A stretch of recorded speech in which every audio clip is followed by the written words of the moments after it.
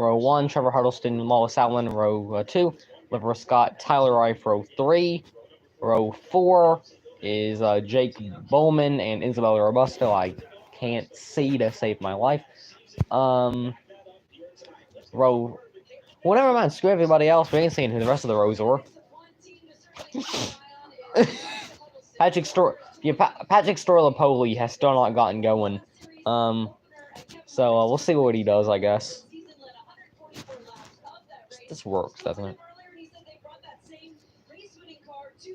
Okay, let me make sure. I don't know what else to write on, so there you go. You hungry yet? You've asked that about 10 times today. And you ain't. What is there in there? We might as well go ahead and get that over with real quick. French fries, Alright, just go. sausage. French fries are alright, Mom. Brandon Clean and Kyle Keller in row 5.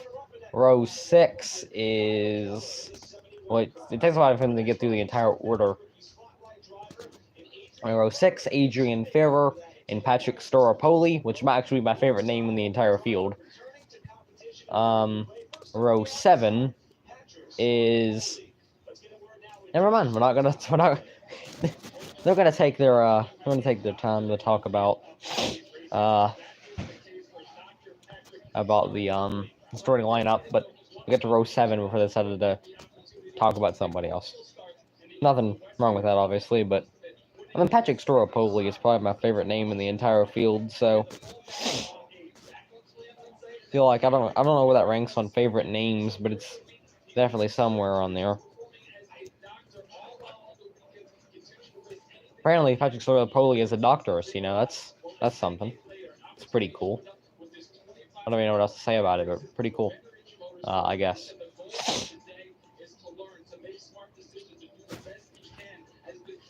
I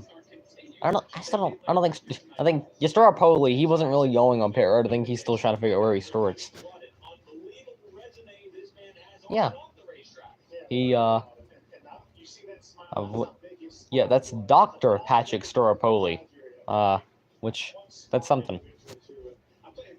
They had to mention, they even put that it's Dr. Patrick Storopoli.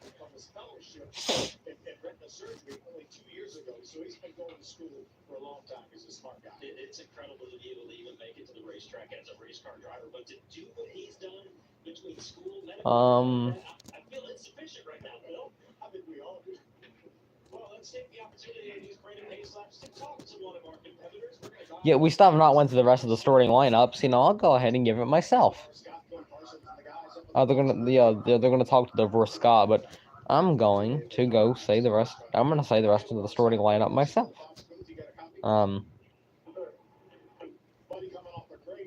Season last year, we know that first win is right around the corner. How about tonight?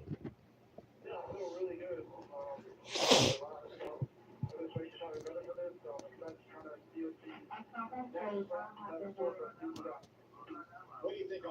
All right. The rest of the starting lineup is Thad Moffitt, David Smith, Eric Johnson, Ko Raz, Cody Dennison, Shreyton Lapsevich, Robbie Kennelly, Tony Cosentino, Tim Monroe, Brad Perez, Alex Clubb, Brayton Laster, Timothy Vians, Michael Maples, Brad Smith, Andy Jankowiak, Corey Day, Jason Kitzmiller, Alex Malacki, Ryan Vargas, Blake Lothian, and Jonathan Rayom. There you go. That's all. That's the rest of the 34 core field, because they just kind of stopped showing the starting lineup after row 7. So yeah, 150 laps. There's a race breaker lap 75. So I'm not caught up with whatever story that is, but I guess we'll get caught up with that later.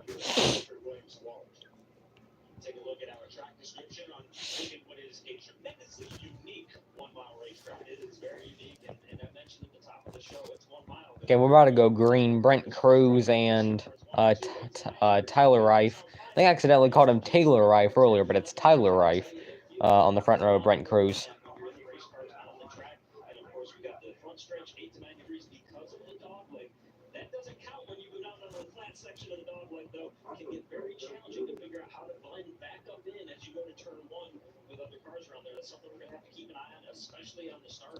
So And those spots that you just mentioned, Reed, going to require a little bit more attention in order to get the race service ready. So we're going to have a few more pace laps before we go green. You're watching live. yeah, I thought we were going green that time, but we're going back to commercial. So I guess we're going green when they get back from commercial.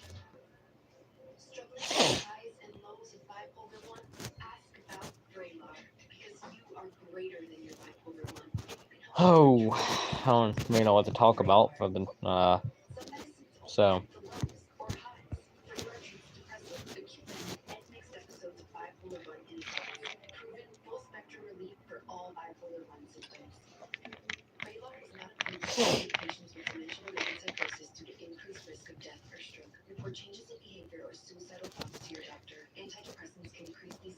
All right, so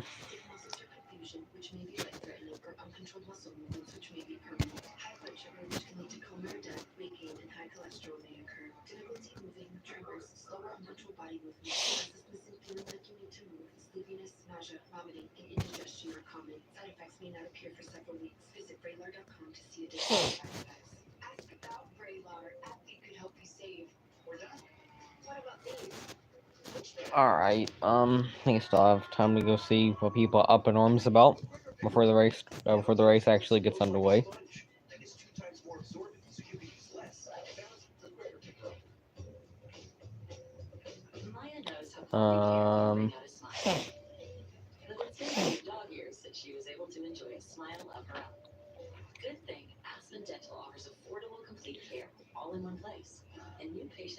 Yeah, none of these corps have actually gotten any practice, as both practice and qualifying was rained out. And apparently there's more than a dozen drivers who have not gotten any track time. So this one could get, which saying what happened at Daytona when nobody had any track time, this could get ugly. I do have actually more hope though than Daytona. Mainly because I'd really never had hope for Daytona anyway. That race is usually a fast. Honestly, they proved me right by seeing some of the stupid things that we saw in that race. I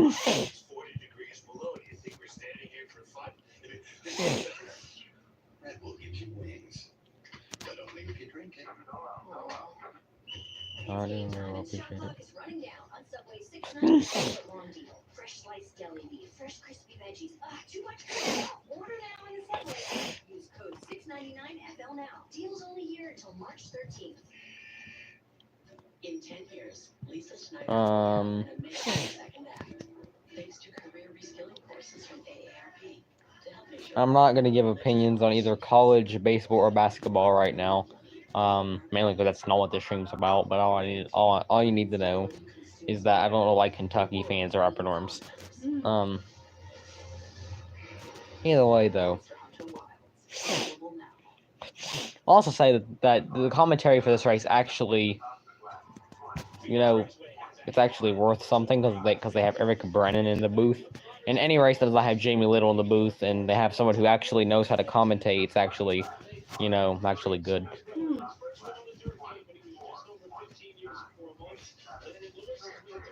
I feel like Brent Cruz has to be up there in youngest winners.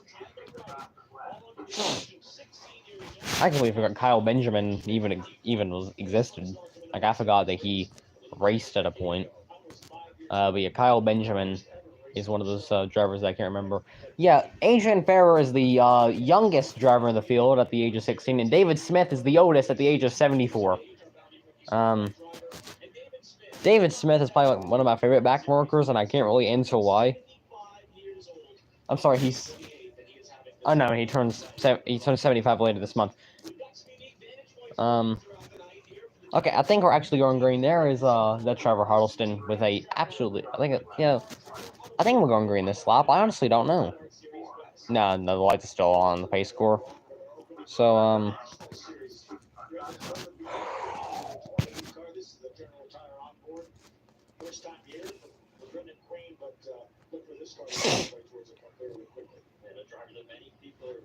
where it is Brendan Butterbean Queen, I would sure hope that he's able to make his way through the field, starting ninth in this field.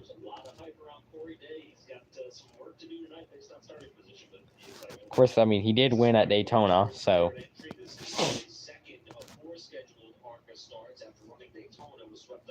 Yeah, Corey Day,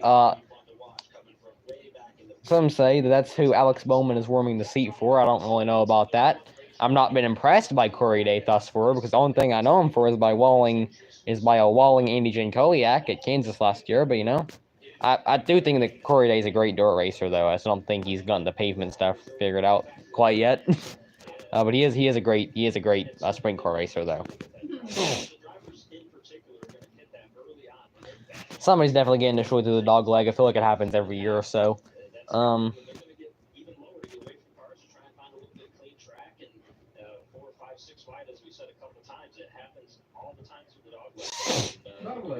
Yeah, that's what that part of the track is called. I think we're going green this lap, though. We're not going green this lap. The lights are still on the pace score. Okay, maybe we'll go green next time, just maybe. Did I get the track? Yeah. Of course they got the track draw. They wouldn't have cars out there if they didn't. Of course they got the track draw.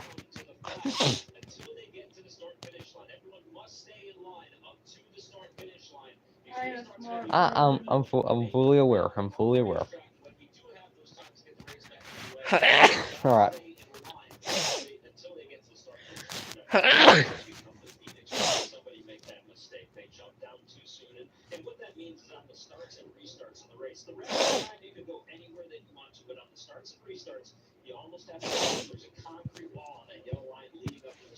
Alright, I think we're actually going green this time. Okay, I think this shows that I might be losing my mind, because Straight and Lapsevic's score has all kinds of stuff on it. I don't know, I think I'm losing my mind. I think the sponsor just made me kind of lose my mind there for a moment. I didn't really... Okay, we're not going green this lap either, I guess.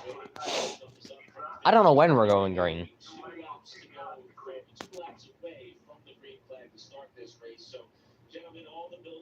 Okay, I think we're actually getting the one to go signal this time. I think we actually were. I think there's a high chance that we might actually get the one to go signal this time.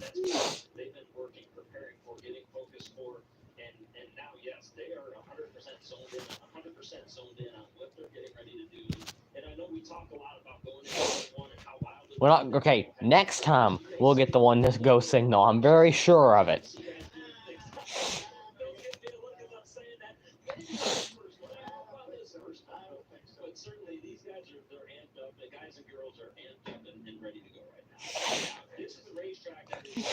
I don't know you know what Alex Malaki's doing, but he's just that's either him or Alex Club. Their cars look exactly the same. They're both blue and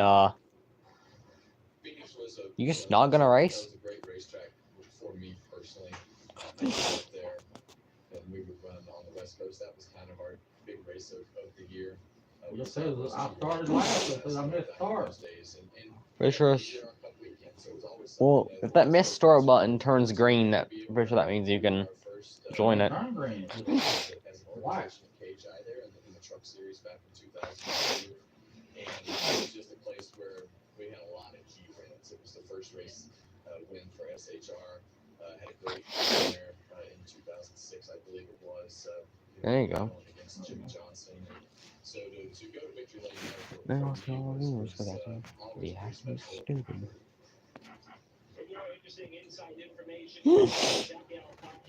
Alright, I think we're actually going green this time. At least I hope we were. That'd probably be great for me, honestly. Yeah, we're going green this time. Alright, I think, praise the Lord, because I feel like we did way too much. Oh, I feel like there was way too many caution laps, but I guess that'll happen.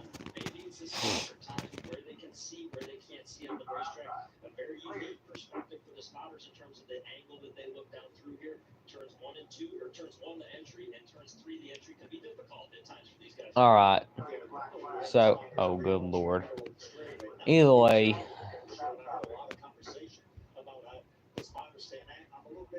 Alright, pace car has finally rolled off. And, as I've already mentioned, Brent Cruz and Tyler Reif going to lead this field. God almighty, what the? Oh, never mind. Brent Cruz is just switching lanes. I thought he jumped that crap by half a mile. They're just switching lanes. So now Brent Cruz goes to the top and Taylor Reif goes to the. It's like Tyler Reif. I keep calling him Taylor, and I don't know why. Boogity, boogity, boogity. We're racing at Phoenix. I didn't know what Brent Cruz was doing there for a moment. I honestly had no clue. We're green, half the field, just not even on the pace with everybody else. But Brent Cruz gonna lead everybody off to turn 1 for the first time. 3 wide already. Butterbean making big moves. I can guarantee, I feel like we're not making it 2 laps. And if we do, I'll be utterly surprised. But yeah, Butterbean already moving up positions. Tyler Reif and Tanner Reif, the brothers, they're the 23 and the 13, going at it for, that is the 4th position, I believe. Yeah, Butterbean's already on the move, now getting past Isabella Robusto for position. But already, Brent Cruz has pulled away from 2nd place Lawless Allen. Yeah, Tyler Reif already falling back just a bit. Now gonna be passed by Isabella Robusto. Almost a little contact between the two. Battle there between Jake Bowman and Trevor Huddleston for the 8th position.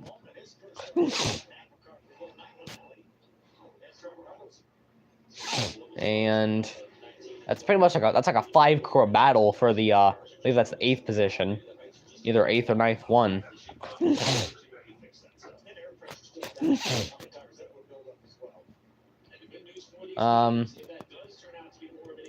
Battle for 2nd now. Never mind, Tanner Reif is in the 13, and Tyler Reif is in the 23. This could not be any more confusing. Tyler Reif just took 2nd. I didn't know which one was which. I thought I said that Tyler Reif is on the front row, but no, he's the one that's in the 23. Tanner Reif is the one that's in the 13. Ryan Vargas has already. Tim Monroe's already came to pit road. Ryan Vargas is way off the pace in the 67.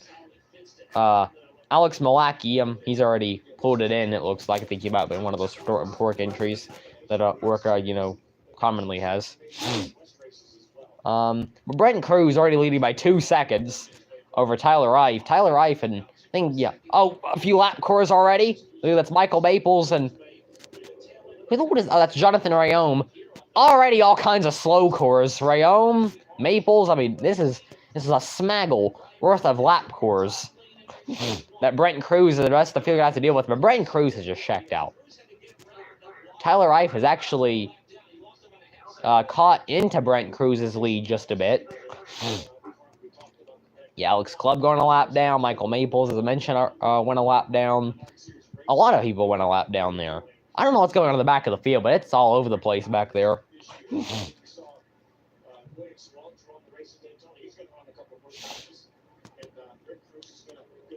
But yeah, Tyler Reif slowly reeling in Brent Cruz on lap 7. They've made it 7 laps longer than I had anticipated of them.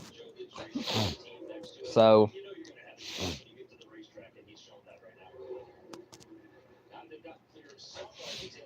yeah, another core on a lap. Now it's David Smith, who's surprisingly not last. That's honestly what I'm surprised about most. Tyler Reif still falling back. He's now Koraz gonna go by him. So is Trayton Lapsevich. There for the 9th and now 10th position. Who is that blue core? Is that Monroe? If it is, that core's going horrifically slow. Already 3 laps down, so a horrific night for Monroe thus far. On the 33rd position. Alex Malaki, I think he's already pulled it in. I think he's had enough tonight. Trayton Lapsevich, there in the 15. It seems like, I think it's been a good year for the Canadians in the 15. I don't, because, they got Chase Pinsonneau. Is it Pinsonneau? I think it's Pinsonneau. I think that's what his name was. He didn't make the race at Daytona, but he was, yeah. That's pretty much it. I don't know what else to say about it. Koraz has made his way up to 9th.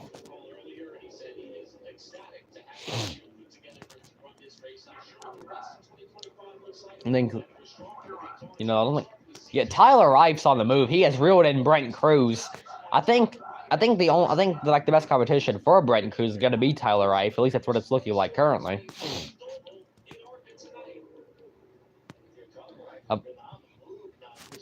if I'm correct, Tyler Reif won at Phoenix in 2023. So, oh, that's what happened to Brighton Cruz. He got hung up behind a lap core. Yeah, Timothy Vian's a little contact between the leader of Cruz and the lap core of Vians.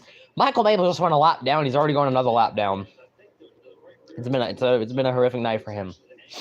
Yeah, Michael Maples, of course, he has his own team now, so he's having to get used to all of that. Cody Dennison now going to go a lap down. Battle for a third between Wallace Allen and Brennan Queen.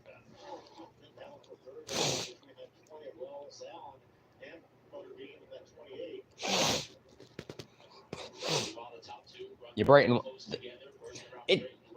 Something's wrong with Alex Club's core. It looks like it's just running on 3 wheels. I don't exactly know what's wrong with that core, but it looks like one of the wheels is just completely not on. It's like just not completely correct. But I'm pretty sure it is. I mean, he probably wouldn't be driving this. I mean, he's slow as heck, but he probably wouldn't be driving as well if he didn't. I mean, Brighton Cruz just demolishing this field, just whooping the field, honestly, even though Tyler Ruff did drag him in. Cruz has started to pull away just a bit. Jonathan Rayom going to go another lap down. Yeah, Cruz already lapped up to 22nd place. So, I don't even know what to talk about.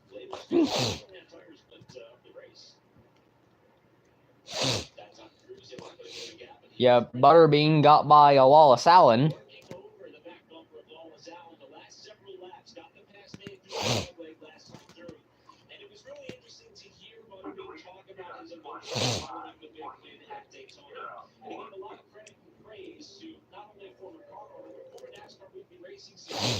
So Butterbean, after starting in 9th, up to 3rd. But Brighton Cruz and Tyler Reif have just shacked out. At least currently they have. More lap traffic the Cruz is going to have to deal with. That's, I think that's Tony Costantino in the 9 core. He's going to move out of the way.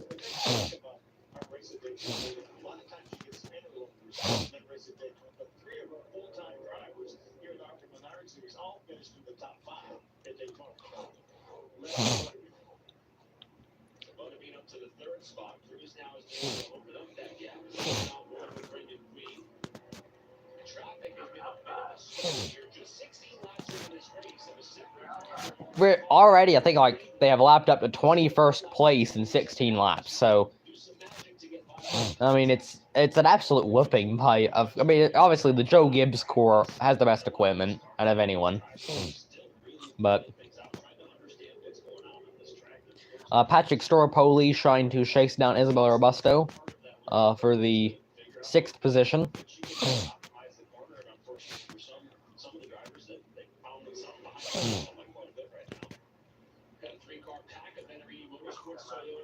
Yeah, we got Trayton Lapsevich as well. So we have 3 Vetturini Motorsports cores. Wallace Allen, the other one, is up to 4th, as I've already mentioned. He was in 2nd at one point, but Tyler Reif and Butterbean have passed him since then. But yeah, great job of these guys of not wrecking thus far, because I expected, them to do a lot worse, really, with judging that, like, most of these guys have not got any track time at all, and the fact that more than a dozen of them have never raced at Phoenix before, but they're doing a good job thus far. I've seen some good racing throughout the field. Corey Day in 16th currently, in the Hendrick.Cores.com core. Pretty much, if, I don't know how true it is that he might be the guy warming the seat for Alex Bowman, but, which I find that hard to believe, but he's definitely getting a lot of track time to be making multiple starts. Making 4 starts at Orca, having a lot of truck starts, and then making a lot of Xfinity starts as well. So I think it's only a matter of time before they put him in a Cup core. With the lap core of Costantino, yeah, I think that almost made it side by side between Robusto and Staropoli.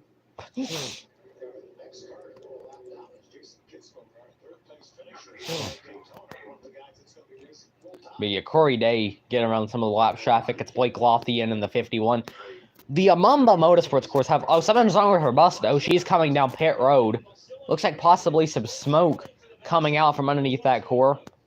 And that's gonna bring out the first caution. Yeah, there's a flat tire there on Robusto's core. That's gonna bring out the first caution. 21 laps in to this race. Certainly, unfortunately, I know high hopes coming into tonight, and tough break at Daytona as well. The way that race ended as we get the competition yells right now as the cars are going around.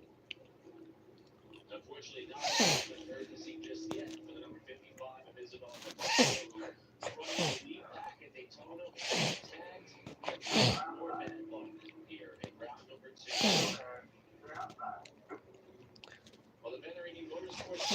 So yeah, flat tire on Robusto, and that will bring out caution number 1 of the night.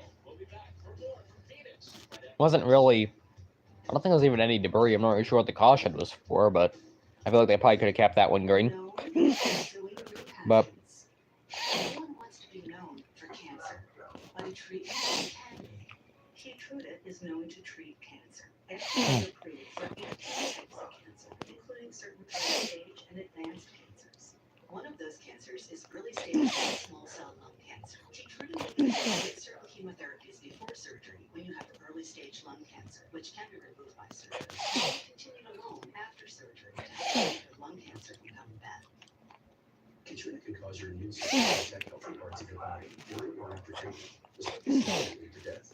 See your doctor right away if you have cough, shortness of breath, chest pain, diarrhea, severe stomach pain, nausea or vomiting, headache, light-throating, eye problems, irregular heartbeat, extreme tiredness, constipation, dizziness or fainting, changes in appetite, thirst or urine, confusion, memory problems, persistent. also, the caution was actually a competition caution. I didn't know that there was competition cautions in Orca because of the race break, but that was a competition caution because they didn't get any practice. So that's what the caution was for. Keytruda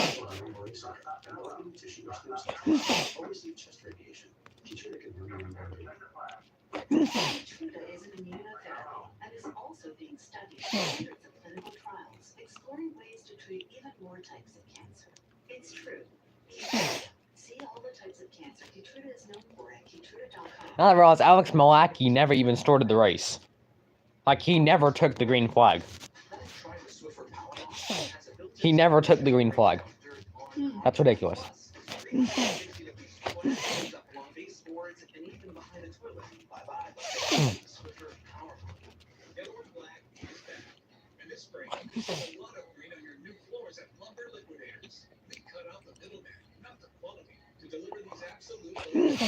Waterproof flooring as low as 69 cents a square foot. Pre-finished real wood flooring as low as $149 a square foot. Pre-finished solid flooring is just $2.99 a square foot. Make your next project exceptional. That's green on all floors. Or at lumberliquidators.com. Hurry, it's March 21st. No, you get off that for a moment.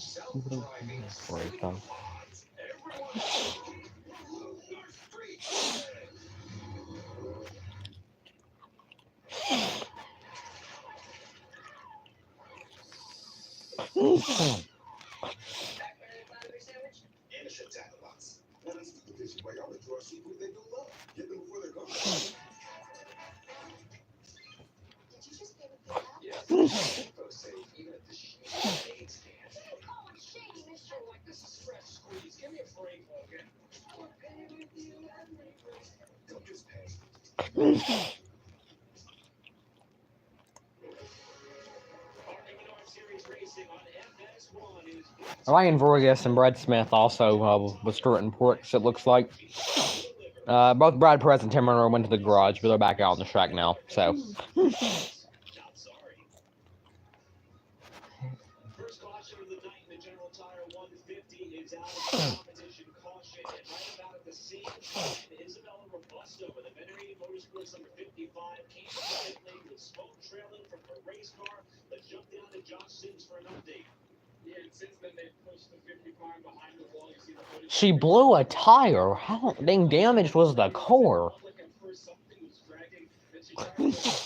Oh, there's a giant thing of fluid. That might actually answer what was wrong with the core.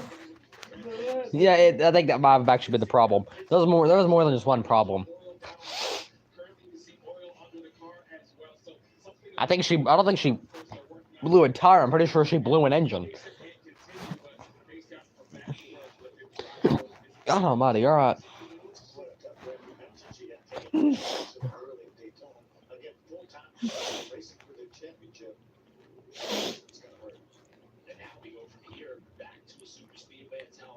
Yeah, Talladega is the next race for Orca. That's not until April the 26th, so an entire month that these drivers have to prepare for that.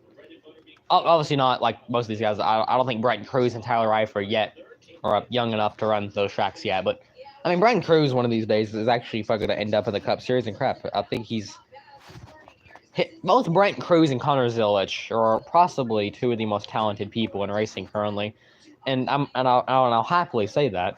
Connor Zilisch, of course, he won the Rolex 24 and the 12 Hours of Sebring at the age of 17. But I mean, Brent Cruz has been winning championships in Trans Am since he was 14.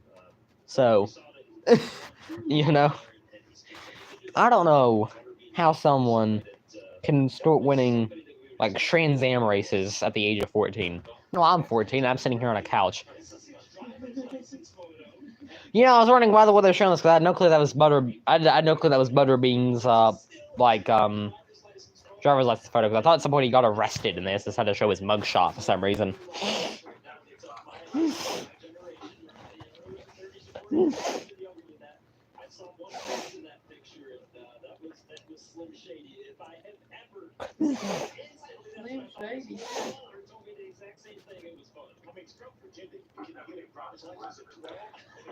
Course at 20 miles per hour off the pace, and there's a doctor in the field. Close enough. Welcome back, IMSA LMP3 class.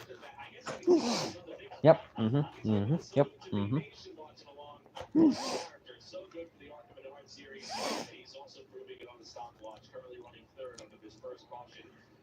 feel like this is a very. By the way, if they're only allowed to pit at the race break, then what's the point of this competition caution?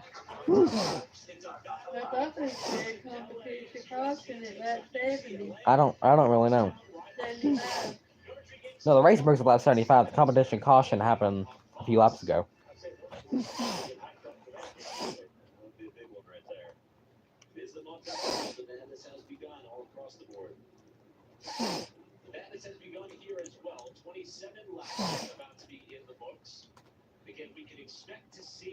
Well, if I ever make it to 74, you better hope I'm driving the race for.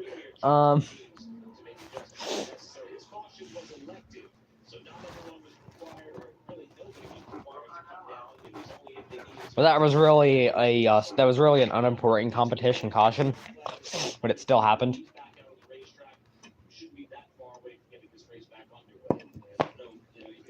Thad Moffat is the one that's driving the Pristine Auctions car. I was wondering who that was. They had his hood up before the race, so.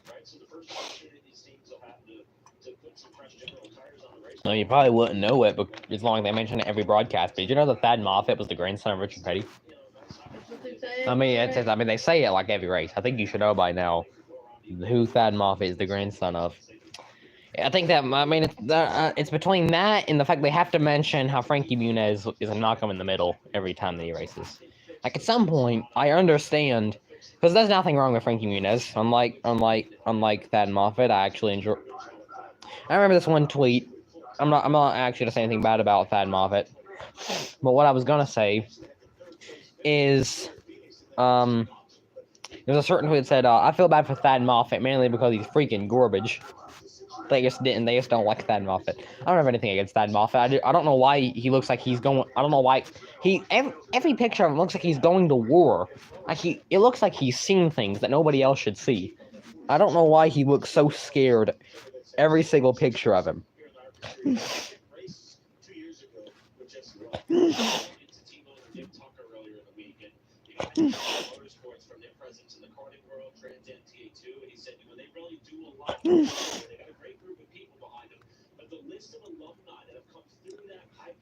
Okay, I think we're going back green.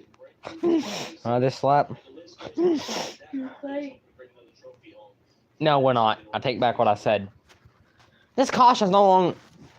There's no reason being this long.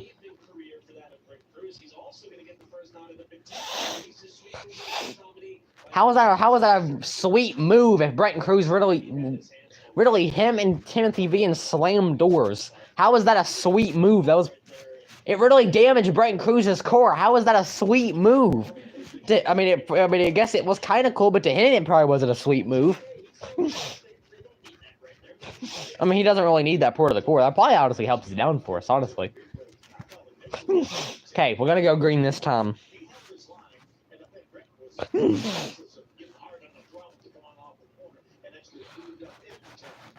Oh.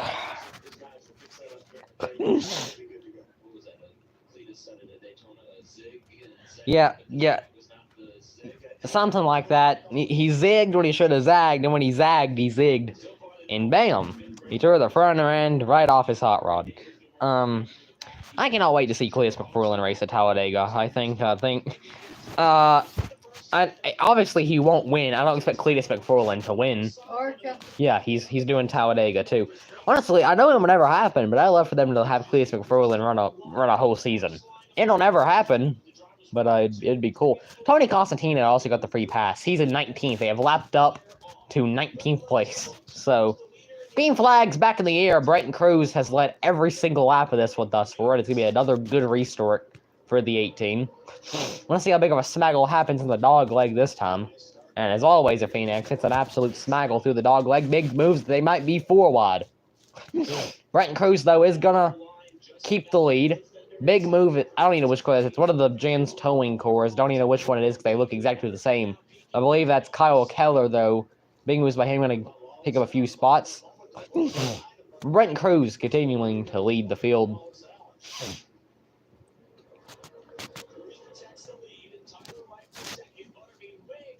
Yeah, big move there by Butterbean, trying to go for second.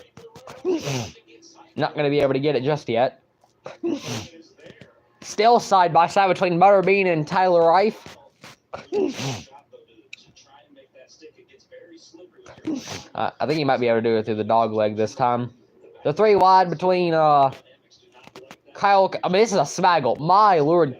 I was going to say how they're through between Corey Day, Tanner Reif, and Kyle Keller, but it's just a mess. Co-rise in that battle. Now, Brennan Clean now be able to make the pass on Tyler Reif. Oh! Jake Bowman, smoke out of that car into the wall he goes. Still green. There's the caution. Jake Bowman, flat tire. And that's probably going to be the end of the night there for the Napa Auto Ports number 19. I literally just mentioned him because he was in the middle of that smaggle, and now he's done. His car is demolished. Jake Bowman. I don't really know who he is. He's a splitting, more is the trouble with, Alex Club's core too, possibly. I don't really know what's wrong with his core, but smoke coming out from that core. Let's see what happened to, Jake Bowman here real quick. His tires went flat, and, well, there he goes. Great avoidance by the 1 core. That's Robbie Canelli. Great avoidance by him. Yes, his name is actually Canelli.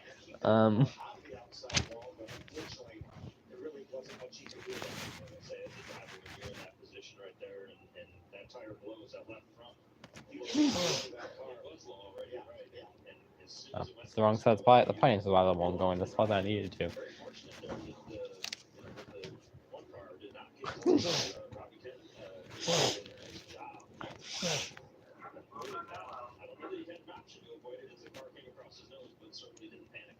Well, that's going to be the end of the night for Jake Bowman.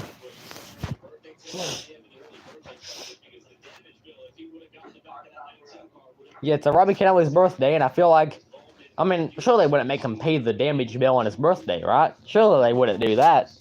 I mean, surely they wouldn't be that goddamn awful of people. Jake Bowman, he's still driving, but that thing is, it's demolished. Demolished, honestly, probably isn't the word I'm looking for. I think, either way, he's done for the night, probably. I don't see him continuing. Yeah, but as I mentioned, he's splitting the schedule with Christian Eckes. I believe it's Christian Eckes that he's splitting the schedule with. I don't know why Christian Eckes of all people, but, you know. I assume it's probably for the weeks. It's probably for Sonoma and, Portland, because the Orca West Series race the same weeks, when Xfinity races there, so. Oh, Lord. I don't even film anymore, and I still have the same, and I still do as good as commentary as I always did. So, very proud of myself on that port.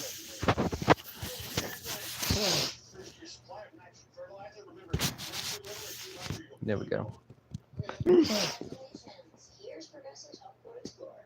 Uh-oh, you're good. Compare insurance options and find the right coverage, even if it's not with us. What's the bad news? I skipped the line. Sorry about it. Not while I weed.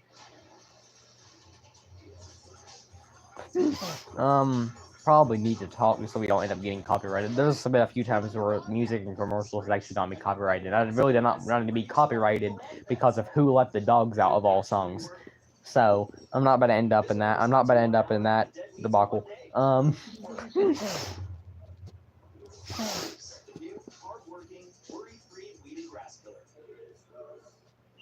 It's game time and Shot Clock is running down a $6.99 foot long deal. Deli meat, fresh crispy veggies. But I will say that these guys have done actually a good job with what I expected. As I've very much expected this to be a absolutely ridiculous race because none of these guys have gotten track time, and and they said more of a dozen of these guys have not ever raced the Phoenix. But they've done a great job, other than Jake Bowman's incident there. And really, that wasn't his fault because he blew a tire. So.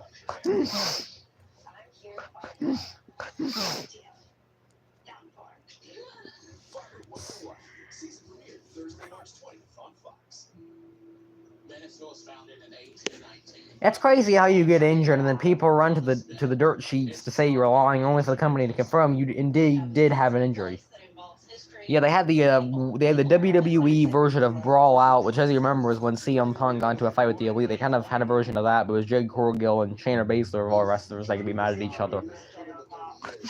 You're wondering how much I love this great wrestling business. Who even drives sprint cars? I don't watch sprint car racing as much. I mean, I'll probably end up watching the high limit race at Las Vegas here in just a few, because they're gonna be there they're gonna be there next week as because the Cup Series and Trucks Xfinity are all supposed to be at Las Vegas. So the high limit series is gonna race at the dirt track next to Las Vegas. That's why you need flow racing. Yeah. I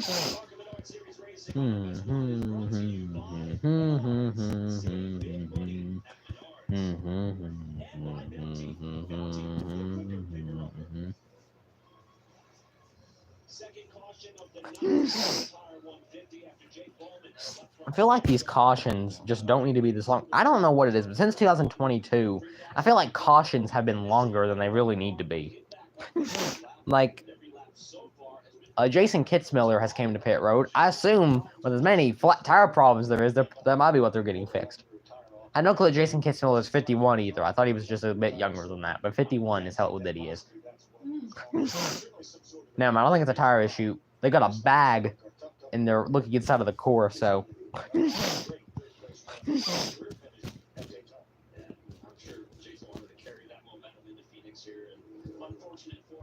I forgot. I can't like that tweet because I'm blocked by that account, which I don't know why I'm able to see blocked accounts tweets. I feel like that just doesn't make sense. If I have them blocked, then why can I still see their tweets? I mean, I feel like it's just crap. Wasn't that against the rules anyway? I thought there was a rule that says that Twitter just couldn't change couldn't change the people would still be. I mean, then again, it's Elon Musk. He can just do whatever the heck he wants. I've just learned that. Ryan Vargas has once again went to the garage. I think it's been a tough night for him. I don't know if he was already a starting pork, but if he wasn't, then it's been a bad night for him.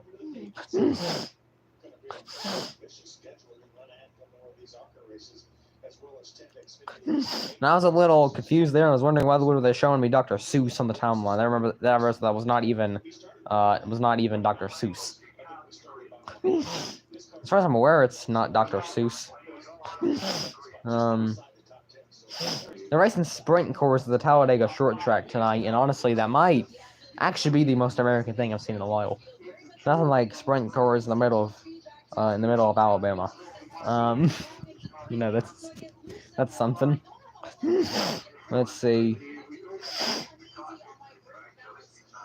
I don't know. That's not Dov Kleiman. If it's Dov Kleiman, you know, because I'd be calling him all kinds of horrific things.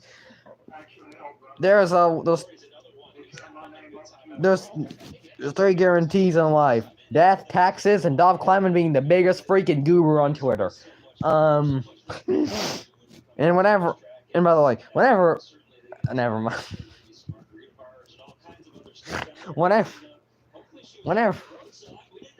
Never mind. We'll get back to the race. I think we're getting the one to go signal this time.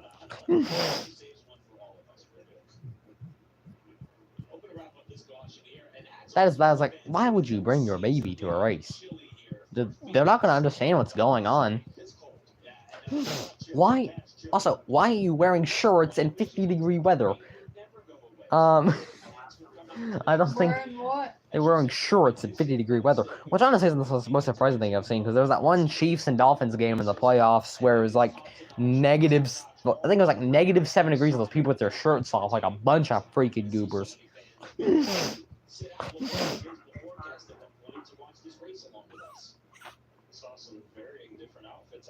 Yeah, whenever I die, I want that guy on Twitter to be the pallbearer, just so he can lay me down one more freaking. Let me down one more freaking time. That almost said. Never mind. I probably should shut up in case I want to keep viewers around. That'd be a good idea. He's like Brent Cruz continuing to lead. He's led every single lap. Brandon Queen, though, was right beside him, so this could be a battle for the lead. Jason Kitzman was back on the track. He's probably a lap down now, but he's back on the track. Anything Toliak's at the 13th after starting like dead last. Well, he's close to dead last. I think he's sort of like 28th, so good run thus far. Oh, a good restart there by Butterbean. Your Brent Cruz just didn't get as good of a jump as he's got in the rest of the restarts, and that might be what Butterbean needed to take the lead. Side by side for the lead, and Brent Cruz immediately just shorts right back to the lead. Really, nothing. Really, I don't think nobody's gonna pass the 18. I just don't think it's gonna happen. I don't think. Yeah, Willem Sawalich. He's still gonna drive it. He's just driving off all the big tracks that the other guys can't drive on. Because Brent Cruz is only like 16, if I'm correct. And then if I'm also correct, the other guy that drives it, Max Reeves, is only like, I think he's only 15, I think. So Gio Rodrigo, Willem Sawalich are driving all the tracks that Brent Cruz and Max Reeves can't drive. Battle for 7th between Patrick Staropoli and Trayton Lapsevich.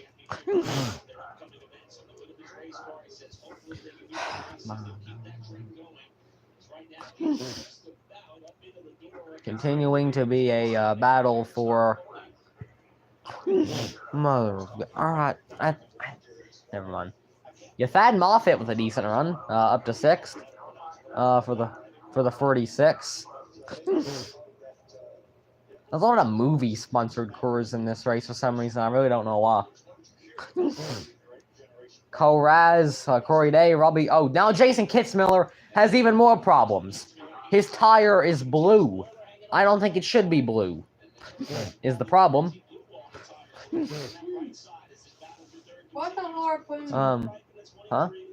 What's a harpoon? You don't know what a harpoon is. I'm not going to explain it. You can look it up yourself. Well, instead of talking about this race, we're going to go look up what a harpoon is. Do you know what it is? I'm going to go look it up just so you can get your answer. There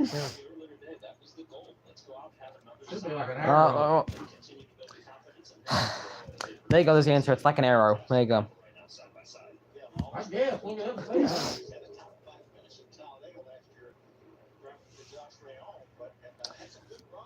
that. A spear-like weapon. I hope that answers your question. Arrow. Pretty much, yeah. Except if it's one for fishes.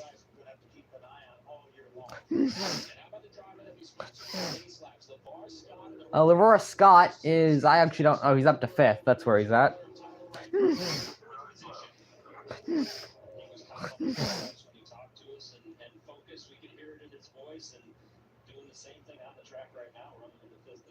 Also, to that person that unliked my stream, your mama's getting screwed. Either way, we're going to continue talking about this race. 3-core battle between Patrick Staropoli, Straight Lapsevich, and Kyle Keller. Another lap core, that's going to be Brayton Laster in the 06, which is going to cause a little mess there. Brian Cruz, though, has whipped the field silly. I mean, I wouldn't say he's whipping the field right now. Butterbean has actually kept up with him.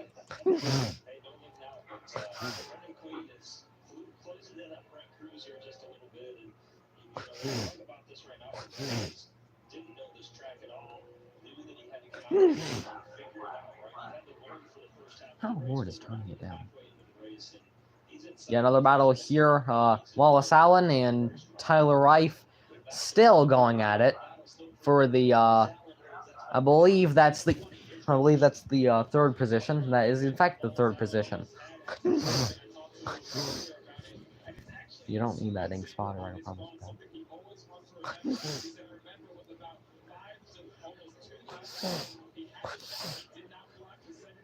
Battle for the lead now. Brent Cruz and Brennan Queen going at it and give Butterbean the lead. For some reason, though, we have to talk to Josh Sims, because of course we do. Why the wood wouldn't we talk to him? And now Butterbean gonna take the lead here from By God Phoenix Raceway. Well, he's not taking it yet. They're still side by side. He might get it to the dog leg. It's where he's made most of his passes all night now. But I think that's the first leader besides Brenton Cruz on right. Butterbean now to the lead. Never mind, somehow he did not lead that lap. And Brenton Cruz back to the lead. I don't know how Brenton Cruz led that lap. I feel like that one could have really went to either one of them. There's Timothy Vian's the lap core. This time he'll actually move out of the way for the leaders. He didn't quite remember how to do that earlier.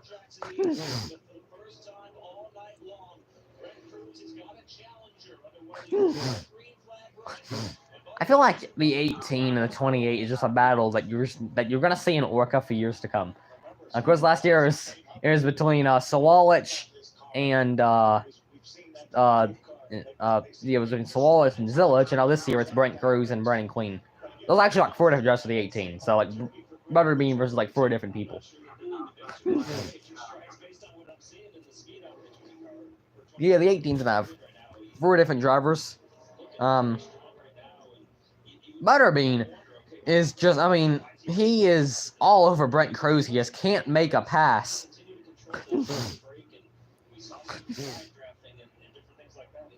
This time I feel like he'll get him. More lap traffic, Brayton Laster. Once again. And this time I think Butterbean's going to have him. Lap core going to be in the way, though. Laster slowing Queen up, and Brent Cruz still leading.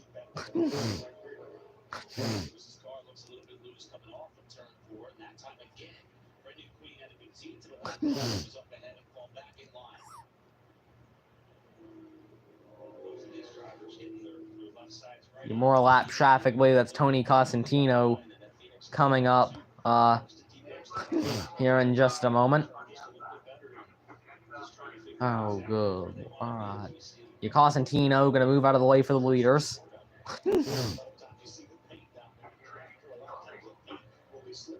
Now a battle that's for 8th between Thad Moffitt and Kyle Keller.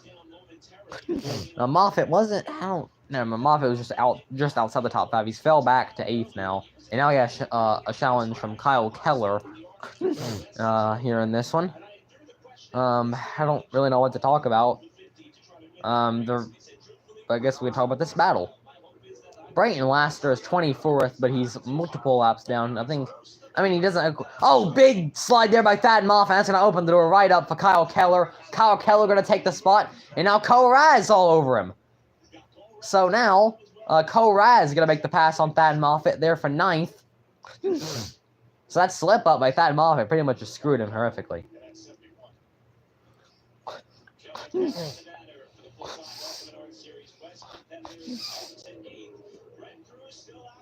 Brent Cruz still leading. For some reason, even though Butterbean just took the lead, Butterbean takes the lead, but for some reason, we'll go in a commercial, because screw you, I guess. Now we have a new leader, but yeah, we're not going to talk about it. People visiting the lava flows have been pretty confused. That stuff looks delicious. Don't eat lava, eat chocolate lava. Give him out lava.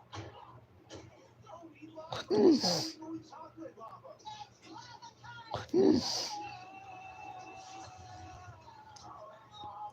Eat more Reese's chocolate lava Reese's. Details. Now more defined. I don't know what a tic tac is, but you know. Tight corners. Now more comparable. A can with more choices means there's a better way. Well, nothing to really talk about.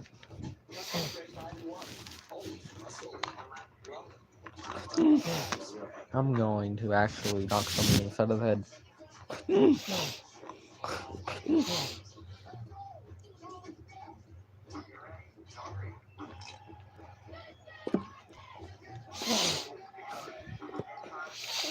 Known for creating memories. No one wants to be known for cancer, but a treatment can be. Keytruda is known to treat cancer. FDA approved for 18 types of cancer, including certain early stage and Alright. advanced cancers. I don't understand how hard it is to just turn the volume down. Keytruda may be used with the medicine and found to have the drug I'm not working as a crane operator. You're in it for me to work as a wind turbine? How can I work as a wind turbine, dog? I know what it means, but I can't just be a wind turbine. Chest pain, severe stomach pain, nausea or vomiting, headache, light sensitivity, eyebrows, irregular heartbeat, extreme tiredness, constipation, dizziness. Honestly, I'd rather work. I'd rather. There's a lot of things I'd rather do than be a wind turbine. I mean, all I do is just spin all day. Probably be dizzy as heck, honestly. Doctor about all medical conditions, immune or nervous system problems, such as Crohn's, lupus, myasthenia gravis, or Guillain-Barré, organ, tissue, or stem cell transplant, or receive chest radiation. Keytruda can run your unborn baby. Keytruda is an immunotherapy and is also being studied in hundreds of clinical trials exploring Lord, ways to alright. treat more types of cancer. It's I'm checking through stuff. Alright, commercial. all the types of cancer Keytruda is known for at Keytruda.com and ask your doctor if Keytruda could be right for you. Yeah, okay, Brandon Queen did take the lead, but you know, you wouldn't have known because we decided to go to commercial.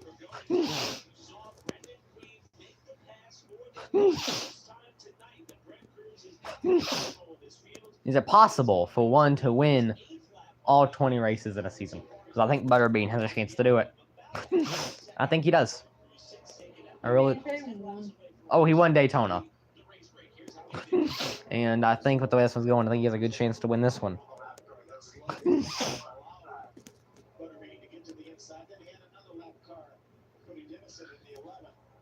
Yeah, all that lap traffic really didn't help Brent Cruz's cause there. I feel like lap traffic in Orca is always a big thing.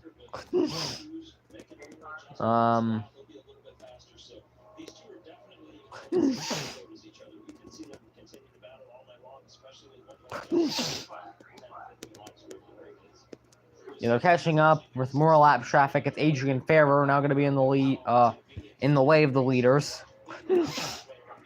That's the next. We're going to go lap down there in 17th. I'm sorry, is it Adrian Ferrer or Adrian Furrer? Like, have we specified what his name is? Because they're pronounced it two different ways.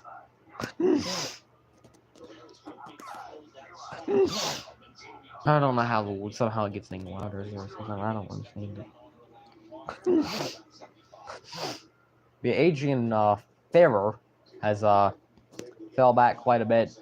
17th for him currently.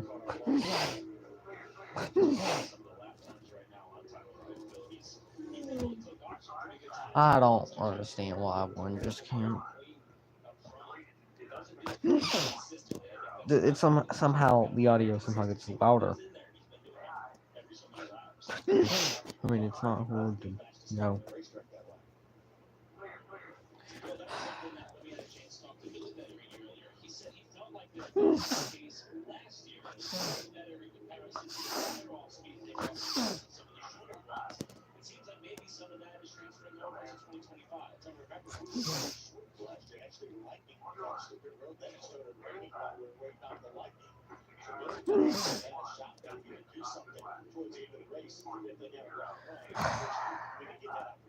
Really, you better be done acting. You better be. Your moral lap traffic in front of Butterbeanie has Brayton Laster and Michael Maples in front of him. Almost called him Michael Maples, or I think. I might draw Brent Cruz in just a bit. Probably won't draw him in much, but it's gonna draw him in just a bit. The race break is gonna come in a few laps here, though.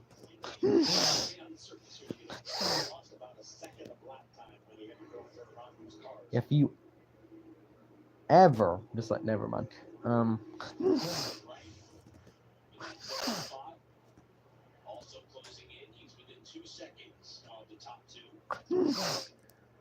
And I think we're certainly seeing 4 cars right now. Obviously, Running Queen and Brent Cruz with the speed that it's going to take to potentially win this race. But Tyler Wright as well. Your top 4 cars.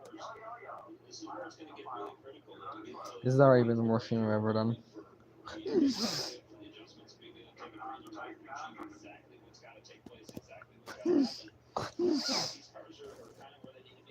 But yeah, I don't really know what to talk about currently. Tyler Ive has now drawn in Brent Cruz going for 2nd place.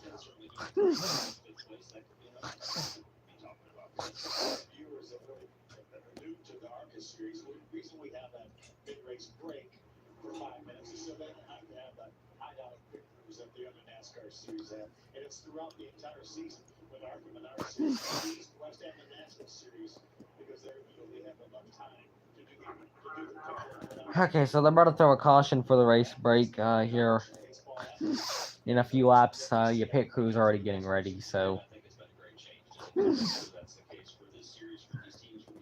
a smaggle here. Trevor Harston's in the middle of a smaggle between Blake Lothian and Tim Monroe. Trevor Huddleston's camera has died. We have lost his camera. Now I have the hiccups. That's not gonna help anybody's cause.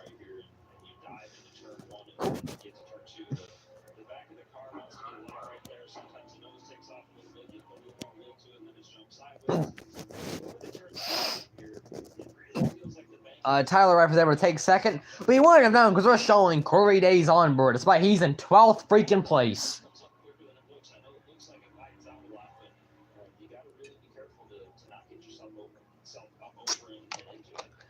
You get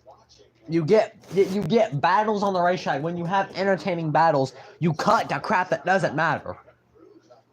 Jesus, alright. Jesus, Mary and Joseph, get the heck out of there with that. Tyler Wright was able to take 2nd though, but you wouldn't have known because Corey Days on board is the biggest thing in motorsports currently. Anyway, caution gonna come out for the race break this time. And there is, well, it's not came out yet. It's gonna let him lap Blake Lothian. There's the caution. So there's caution number 3, and that one's gonna be for the race break.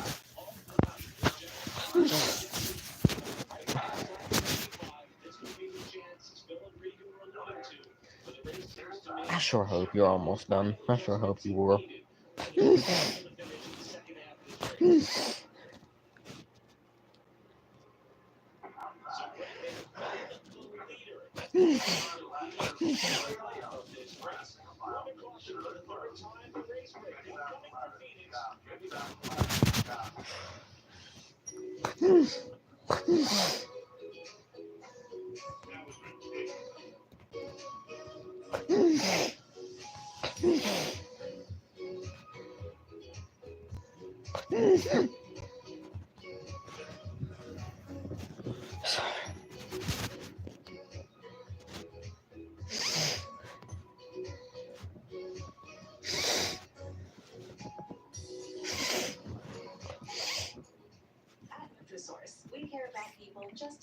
And we really care about pets.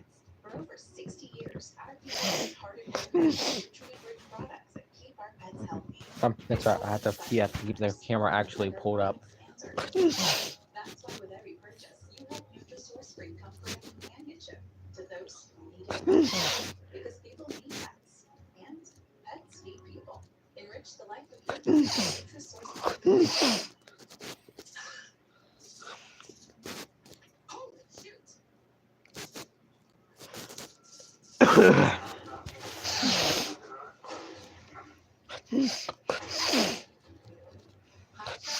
Roach and spider killing with one shot and keeps killing for up to 3 months at a fraction of the price versus the leading brands.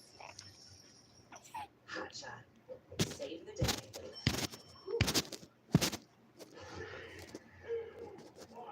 No way, come on.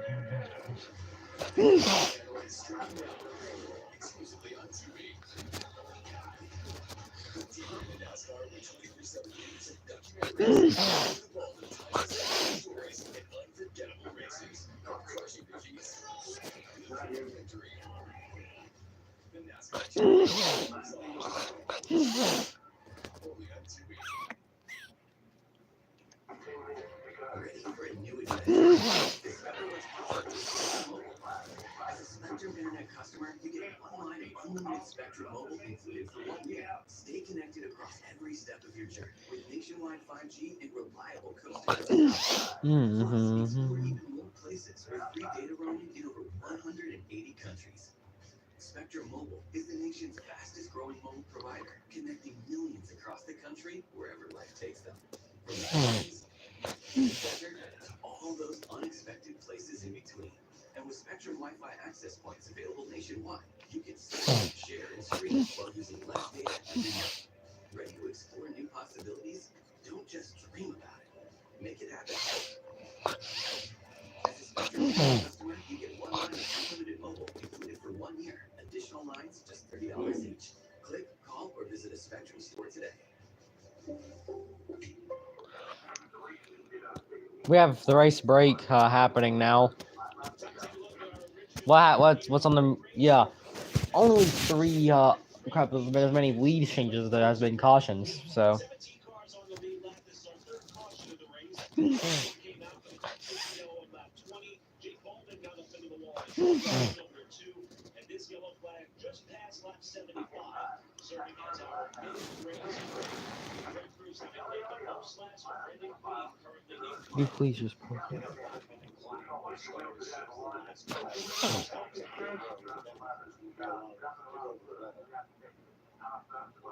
have to believe many teams were anticipating this moment, perhaps none more than the 18 of Red Cruz, who led most of this race up to this point and has been nursing some damage on the right side after tangling with a lap car early.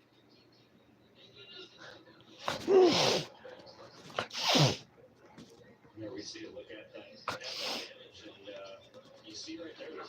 This is the exact reason why I did not want you racing for.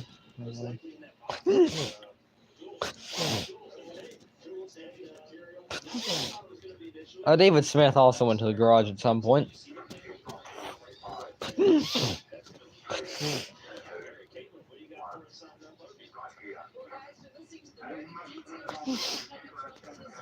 I'm sorry. Can somebody tell that son of a gun to grow a set? That'd be great.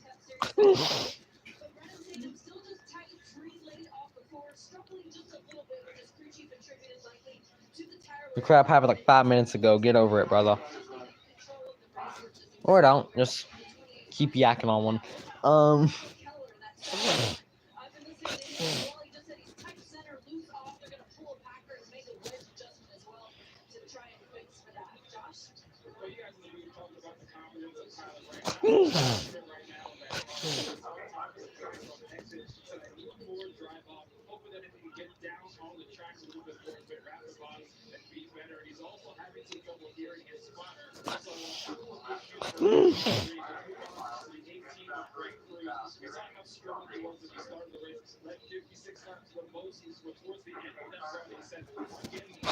This is the last time I will be a live streaming anything. Kenny and god dang Washington correctly. My face when I see a spoon and fork. I've seen that picture too many times and can't wait to afford silverware again. Yeah, that's the only time that's the only thing I know that meme for. That was a fun day. I feel like every single. I feel like there's been a lot of things that's aged badly here in recent months, and honestly, I don't. No matter what it is, I just feel like.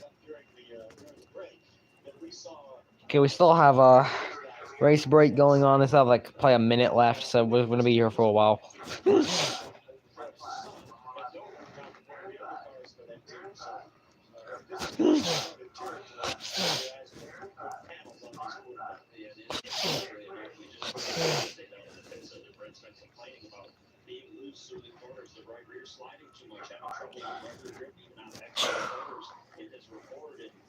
What they're looking at right there, that's the exact area of the car that will help. The car does not Yeah, it's enough. That's enough for you. That's enough. grip that comes out of the side force on there, and it's basically acting like on the side of your race car. There, it just wants to continue to get looser and slide the rear tires out from underneath you. So I would think, yes, they may make a large adjustment, but when they get a chance to finally work, that could be a really good thing for him. Okay, you done yet? You're racing off. No, man.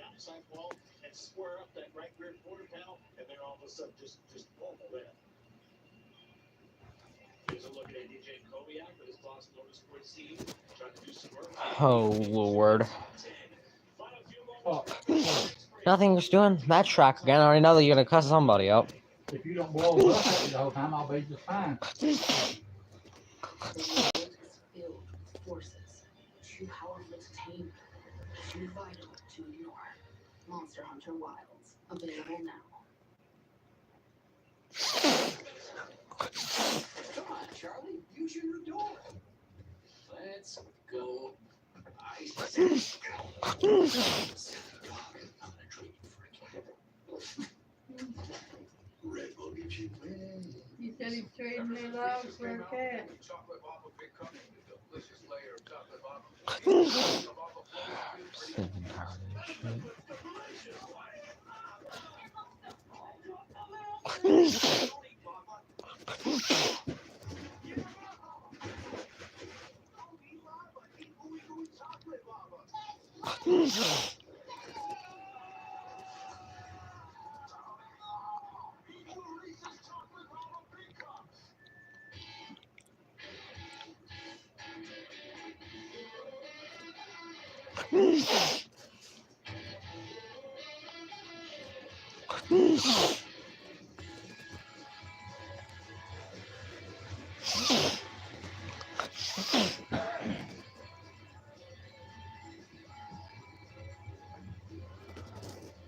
We get that beer.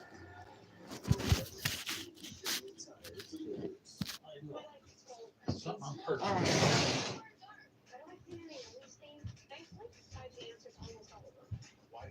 There's only one left. Just take the whole box. Do we have a back over here? Thank you.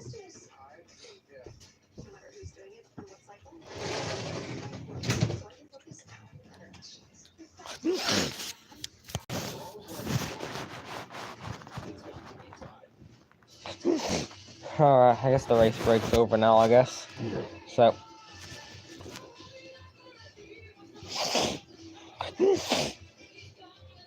Just blocked someone for insulting Dr. Pepper, by God.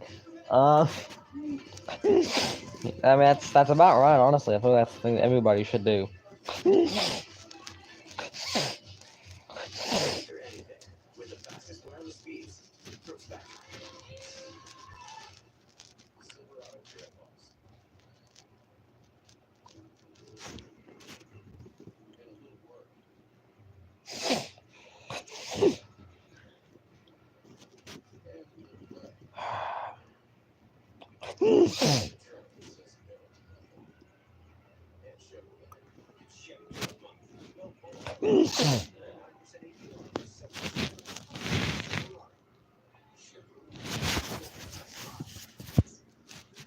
Alright, so back from the race break, I guess. Yeah, Xfinity race tomorrow at 5 o'clock, so.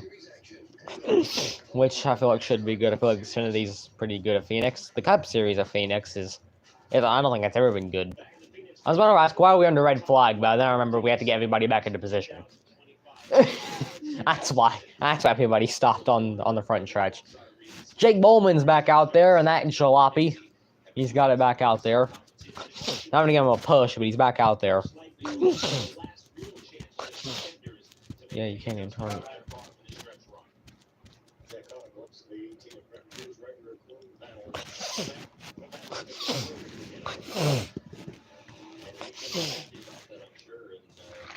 Make up the girl. Previous break there that he was loose. Justin said he was loose, and that would fix that portion of the race car. I don't know. Fix it better if we had to fix it. So I'm sure he's sitting there hoping that's what You have 100 things. you fixed it actually better than it was before. One thing to consider when looking at the drivers currently scored first and third. They both finished the same scoring series last year. Both cars were competitors late all stocks. We won the year in 3 races. They raced against each other all year long last season, and I think that gives you a bit of a look at it. Whether it be on one race Alright, so one to go signal, assumes being given this time. No, I'm just, well, I'm always wrong, so I don't even know what I'm even trying to be right. And you can choose whether you go inside or outside. Here in the Menard series, only the leader can decide whether he wants to start on the inside or outside. Everybody else has to fall in line. And the position right as he started the race off, and we saw him go up there and challenge early on for the lead, and looked like, man, he might drive up there, take the drive away. He faded just a little bit in the middle stages there as we had the early competition break at lap 20, and all of a sudden, as we got to the end of the run, he started clicking off lap times again, and that's going to be something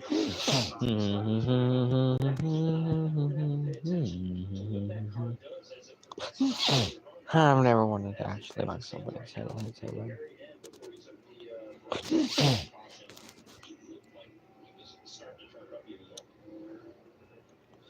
Alright, someone getting the one to go signal this time. Hope this time I'm actually correct, and maybe this time I won't make myself look stupid. Well, I guess we're going green with 69 laps to go. Nice. We're not going to go 69 laps to go. That is not very nice. Yeah, Cletus McFarland did have a eventful Daytona. I think until there's really nothing to talk about because Cletus McFarland is not in this race.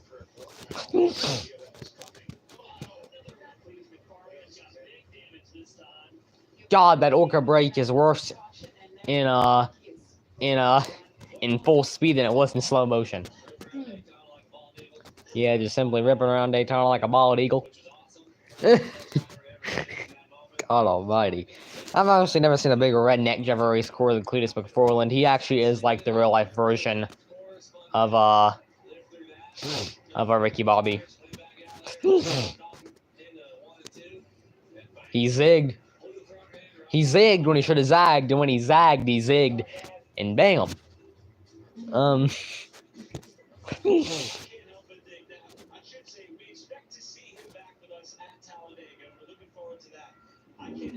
Yeah, Cletus McFarland is supposed to be back at Talladega, so that should be fun.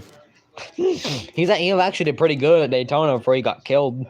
I mean, Amber Balkan just didn't want him finishing that race. You reckon that, bitch?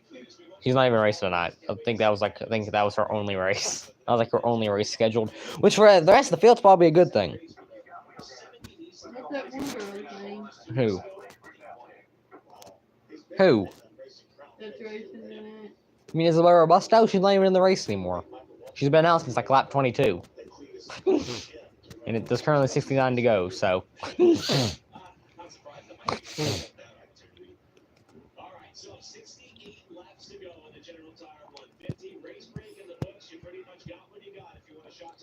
Alright, so I assume we're going to see somebody swing it here in a bit.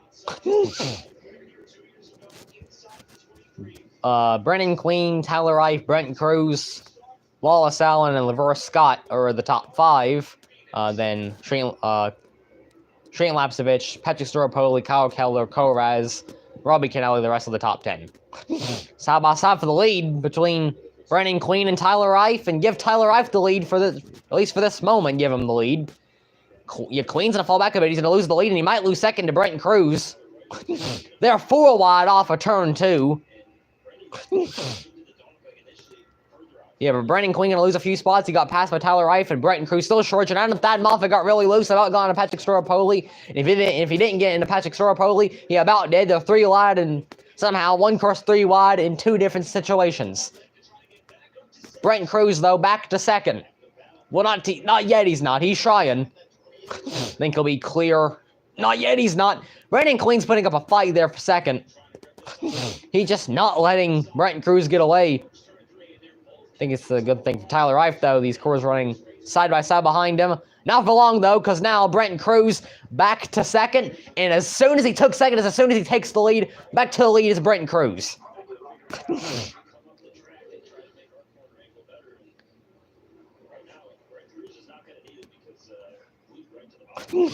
Brennan Queen already looking back for second. Another battle there. That's for 5th between Shreyton Lapsevich and LeVar Scott. Brennan Queen going to take second back from Tyler Reif.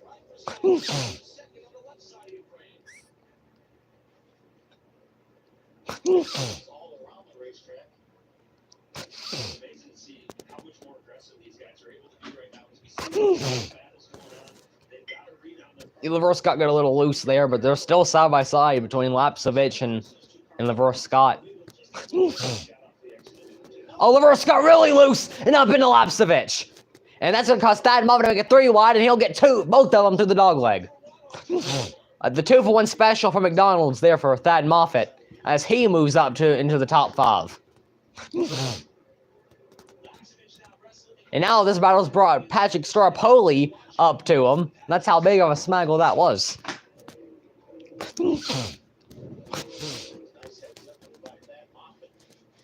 Now Thad Moffitt's about to have LeVar Scott all over him. With 63 laps to go in this one.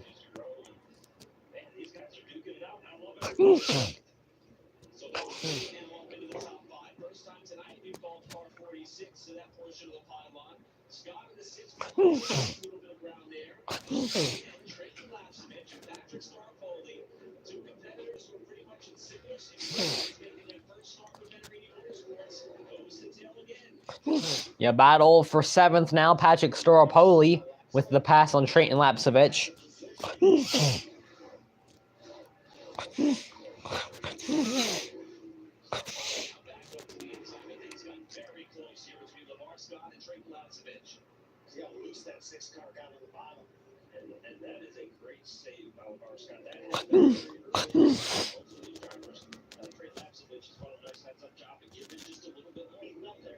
This is a smaggle. Thad Moffitt, LeVar Scott, Patrick Staropoli, Shreyton Lapsevich. Lapsevich now trying to get the position back on Staropoli.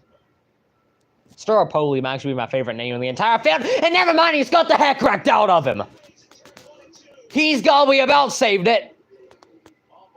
He about saved it. Caution is out as Patrick Staropoli goes around. And I just jinxed the heck out of him.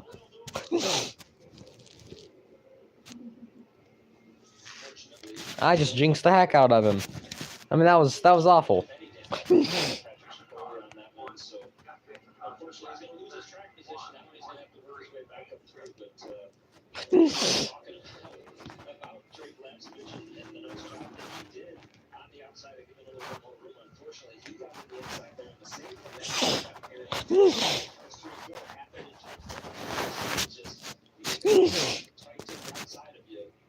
I completely forgot that wrestling was even on. I'll be God's honest. It is. I just kind of told you. Apparently, Michael Waltrip is supposed to run Cletus McFarland's Crown Vic race, because screw it, I guess.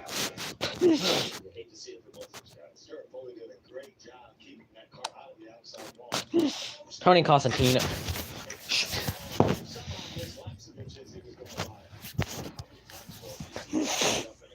Sorry. Tony Cosentino also is done for the night. I think I just busted my kneecap.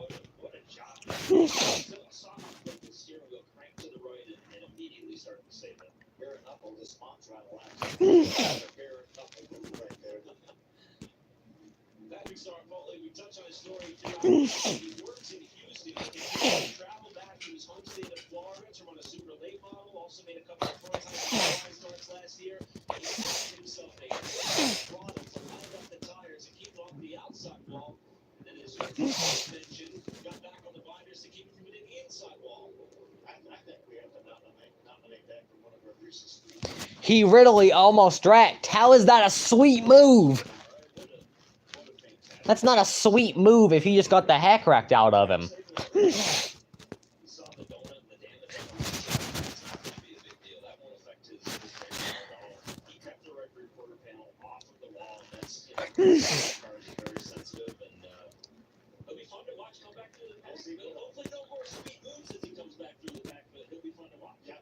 It wasn't even a sweet move. It wasn't. I'll be God's honest about it. That was not a sweet move.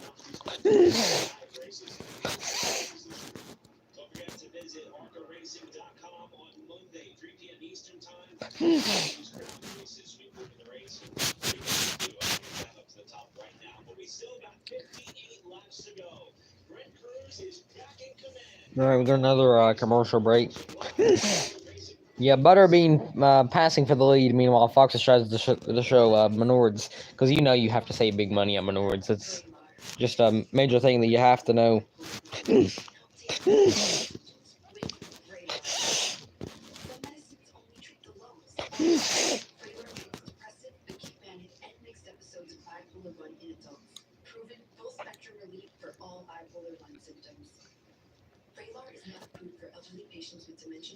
Alright, so,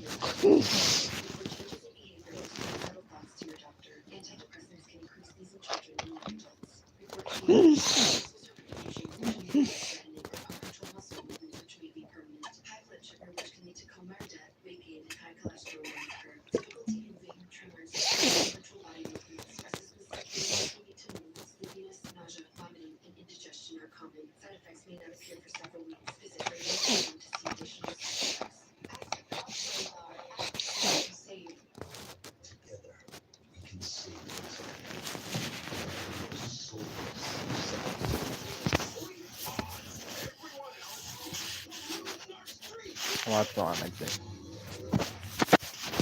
There we go.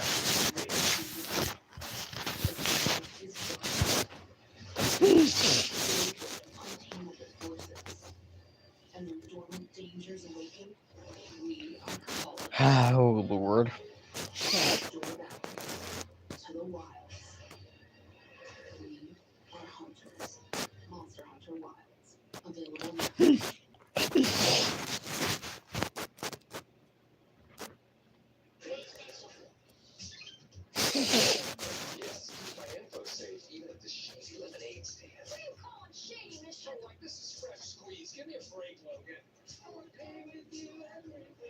Don't just pay.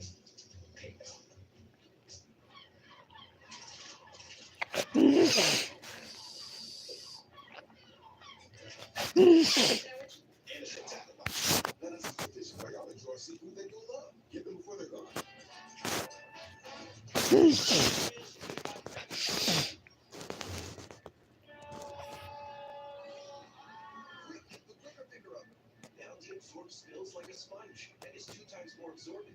I'm saying sure that I'm not going insane. Cause I don't know.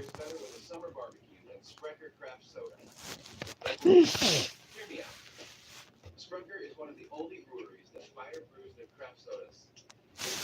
Plus pure Wisconsin honey that makes Sprunker the best tasting craft soda out there.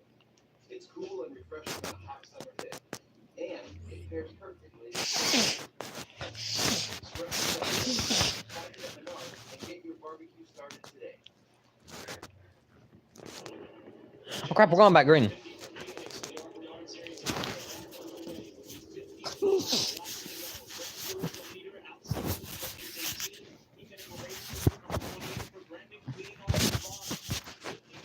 So once again, Brenton Cruz and Brennan Queen have taken over the top 2 spots, and a horrific restart for Brenton Cruz. That might have been his worst restart all night. That just gave Butterbean the lead easily. Just a horrific restart for Brenton Cruz, which is not what he needed. Is going to power back around Queen, it looks like. There's a smaggle. It's 3 wide there. Butterbean keeps the lead for now, but Brenton Cruz is going to have a good run on the back stretch. Not going to be able to do anything with it. And give Butterbean the lead for now. Brenton Cruz trying to get underneath Butterbean for the lead. We'll see if he can do anything here in the dog leg. Thad Moffitt's up to 4th. This is probably the best that he's ran in God knows how long.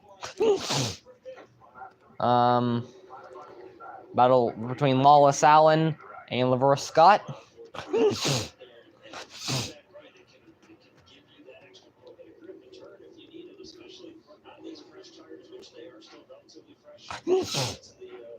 Yeah.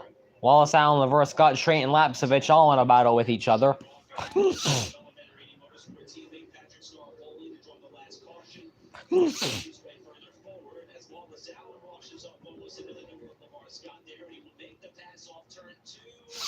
Wallace Allen with the pass there on Laverne Scott. Straight and Lapsevich now going to show my. I thought Lapsevich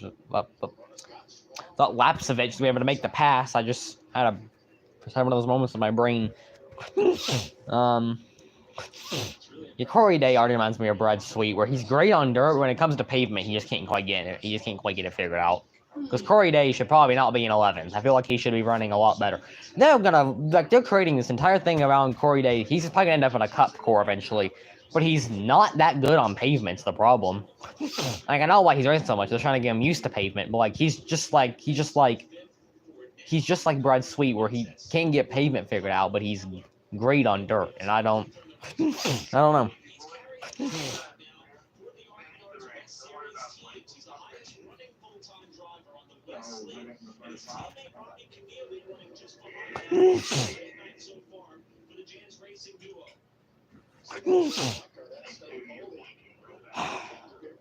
Yeah, Patrick Storopoli has fresh tires, and he's making his way up to the field. He's already went from about 17th up to 10th. So already up a few positions. Storopoli has got another one, as he'll go by Robbie Kennelly for 9th. Yeah, so Storopoli with those fresh tires, it's working out for him thus far. Butterbean with a decent lead over Brenton Cruz. Isn't a big lead by any means, but I think it's still a decent enough lead by a Butterbean. I don't know.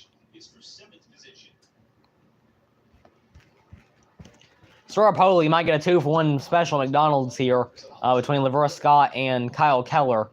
One of these two makes a mistake, he might do the same thing that Thad Moffitt did to earlier to Laverne Scott and Trayton Lapsevich.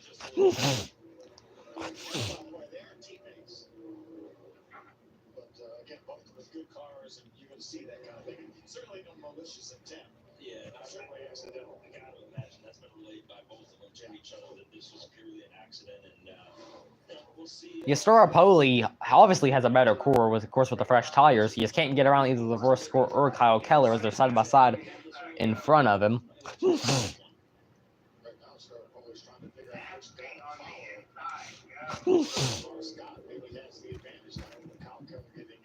Yeah, now Storopoli going to get by Kyle Keller. As I've already mentioned, Storopoli does have fresh tires after the spin, so he'll be able to make his way up to the field. I don't know where he'll get up to, but...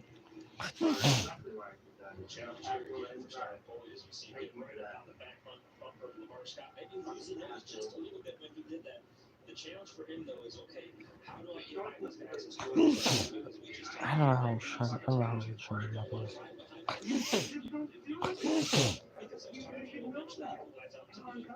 The funny thing is that Patrick Storopoli actually does go by Patrick Store on Twitter, which I feel like works out. Already back into lap traffic. That didn't take long at all. Butterbean, though, has started to pull away from Brenton Cruz. Here are 46 laps to go. What is Subaru doing in NASCAR? What in the world do you speak of? I don't think Subaru.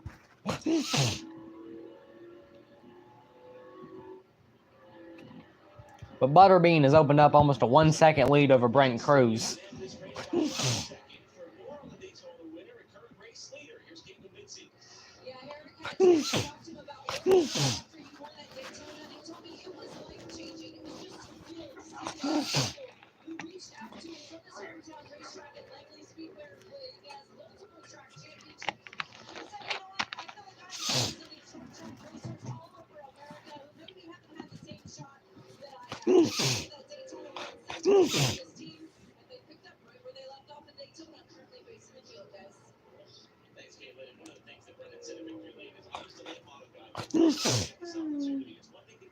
The battle here, Lavera Scott and Patrick Staropoli gonna split the lap core of Michael Maples. Staropoli, as I've already mentioned, does have the fresh tires, just not being able to make the move yet on Lavera Scott. Gonna make a big move through the dog leg to try to get around him.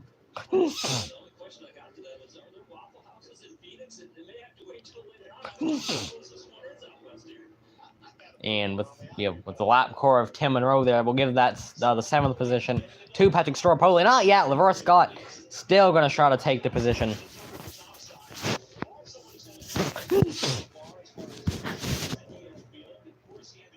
So now Patrick Staropoli is now up to 7th.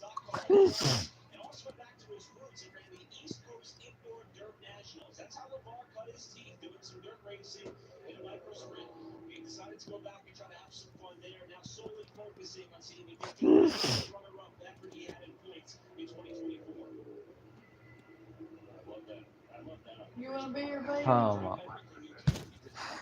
We haven't done this all race, Mom.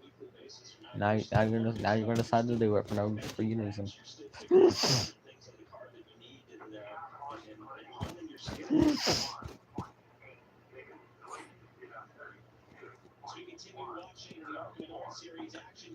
I've never heard a bigger gapper.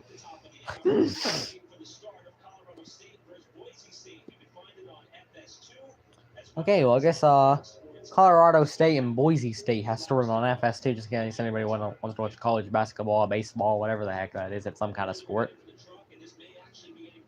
College basketball, alright. I'm not going to watch it, but you know. 40 laps to go now for Butterbean. It has, I think Brent Cruz just barely cut into his lead. Not by much, but looks like he's cut into it.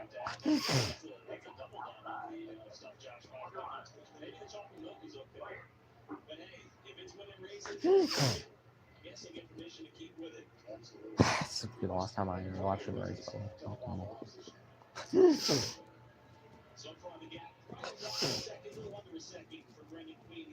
More lap traffic. Going to be in the way of Brennan Queen. That's going to be Cody Dennison, the 11. Brent Cruz is reeling Queen back in. I don't know if this is... Yeah, Brent Cruz is chasing down Brennan Queen for the lead. His lap traffic sorts to play a bit of a factor. 38 laps to go still for Butterbean if he wants to pick up his 2nd straight win. Now that I remember, did he ever make a Stewart before? Oh yeah, he raced. I think it was I don't remember what year. But I remember Butterbean has raced before and worked. I didn't remember if he raced before Daytona or not.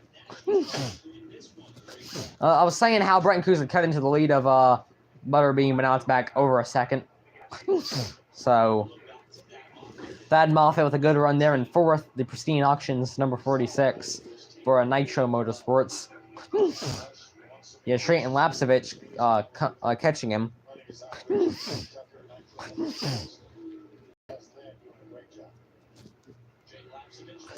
Another battle here possibly as Patrick Staropoli has caught up to his teammate of Lawless Allen.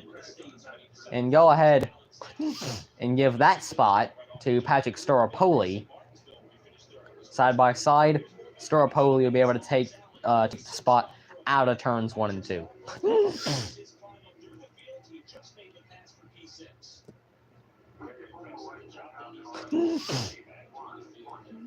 Oh my. It'd be good if you could be quiet. Lawless Allen gonna make the pass right back on Staropoli through the dog leg.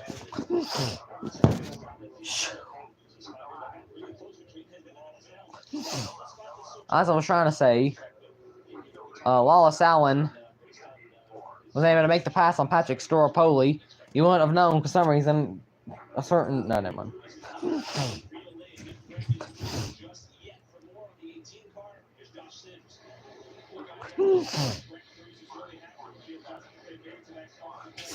Oh my god. I'm about ready to smack someone in the side of the head.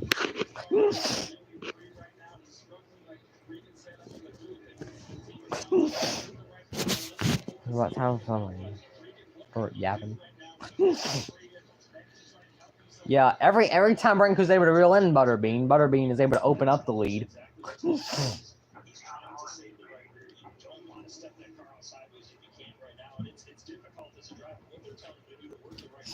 Patrick Storopoli once again trying to make the pass on Wallace Allen. Allen got a little loose there off of turn 2. Storopoli now going to be able to make the pass. And he'll be able to clear Wallace Allen. So, give that spot back to Patrick Storopoli. Lap traffic going to be in his way, though. That's Cody Dennison in the 11. And they'll be able to pass him pretty smoothly.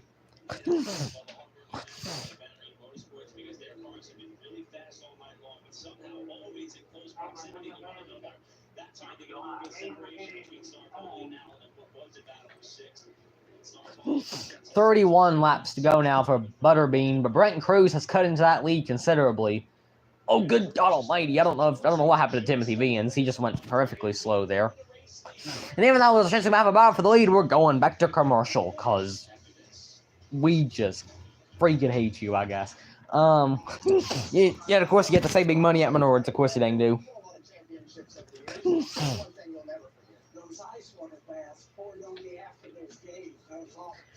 I don't care about Menards, I'll be honest. We don't even have one near us as far as I'm aware. Like, where is a Menards at?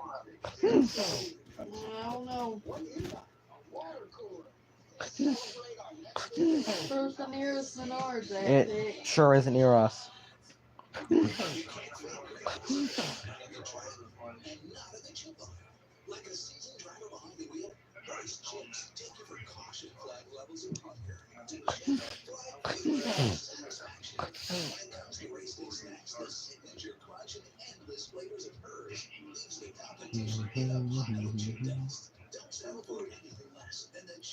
Well, now we have to show Hers ships, which are sold available, and probably specifically at Menards. There's also Sui Sheaf Power Packs, which is sold, you guessed it, at Menards. Every goddamn thing they showed in these commercials is probably sold at Menards. I mean, it is the Orca Menards series. I feel like that makes some bit of sense.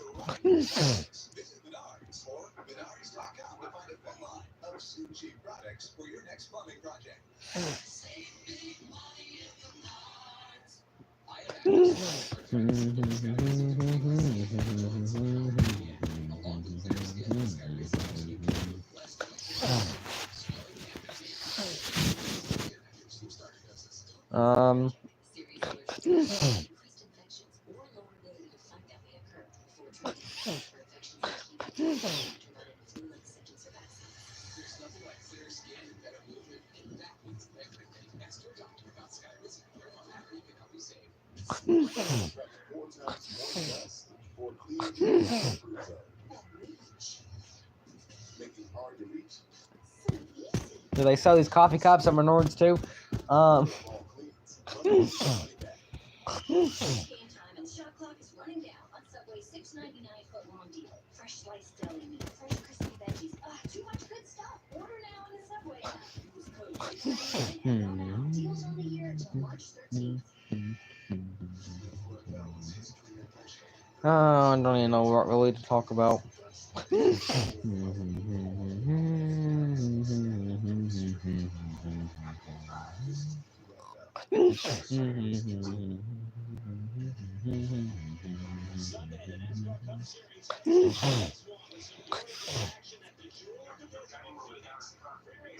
is probably the last time I ever watched Menards. Now that I think about it. Let's see. Yeah, Butterbean continuing to lead. I don't even know what the gap is. Brenton Cruz looks like he's cutting into it. Yeah, it's 1 second currently with lap traffic. Who knows what it'll come down to. 23 laps to go this time. Jake Bowman, next lap core going to be in the way of Butterbean. Brenton Cruz has a better core. I think lap traffic's probably going to be the big question about everything. God almighty. Big sling there by Brent Cruz to get around the lap core of Jake Bowman.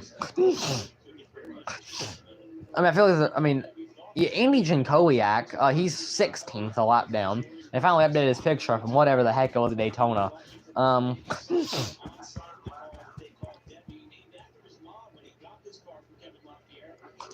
22 laps to go.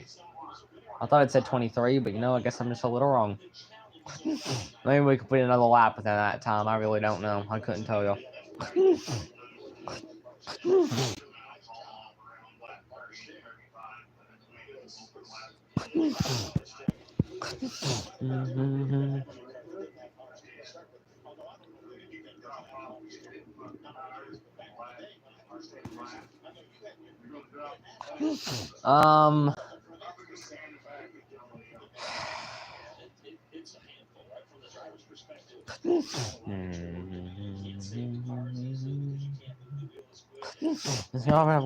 If we just never want that, that'd be good. 21 laps to go now for Butterbean.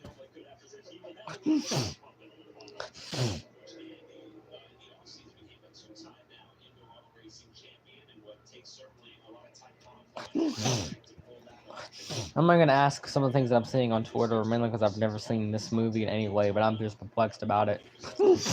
Now, with lap traffic out of the way, I think Brenton Cruz now finally has a chance to go chase down Butterbean.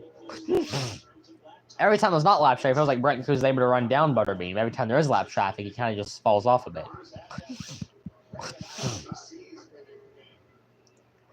Yeah, he's cut into that lead. It's under a second now. If there's no more lap traffic, I think he'll catch Butterbean. There just needs to be no more lap traffic. I feel like that's the thing that Brenton Cruz has struggled with here for the last little bit.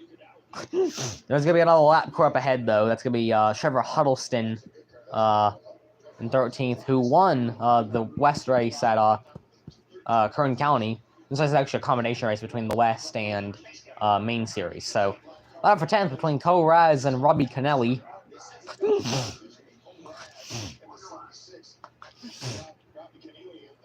Cole Raz got a little loose there.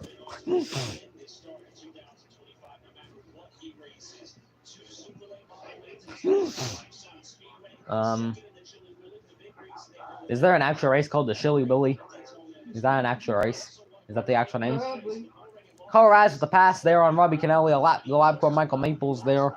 They'll be able to pass him pretty smoothly.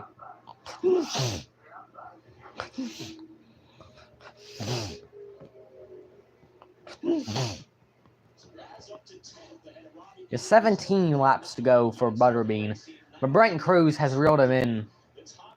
Oh, you're blinking really bad. What? No.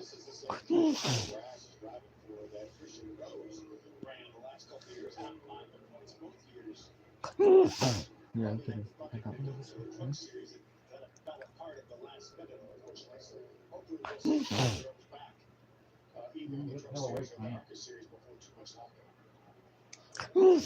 So, 15 laps to go now for Butterbean. I don't exactly know what it is. I don't know if it's lap traffic, but every time Brenton Cruz reels in Butterbean, he just can't catch him. I don't know if it's lap traffic or what, but he just can't. Like, every time he's close to Butterbean, he just falls off horrifically, because now it's over a second again. Timothy Vians, the lap core, another lap core who's actually in the top 20. They're in the Rise Motorsports entry.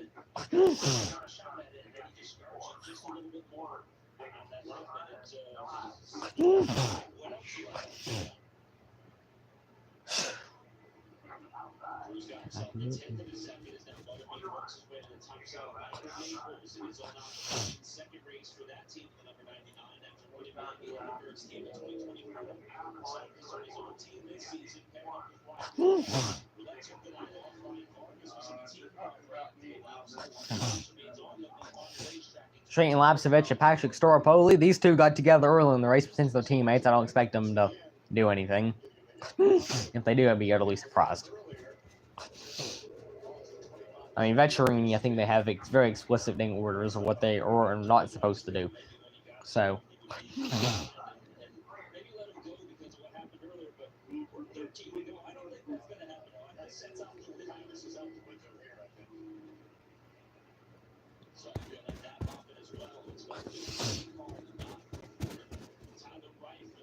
"12 laps to go." I think it's gonna be hard to beat Butterbean at this point. I mean, every time Brenton Cruz just reels him in, he just kind of falls off as they get into lap traffic.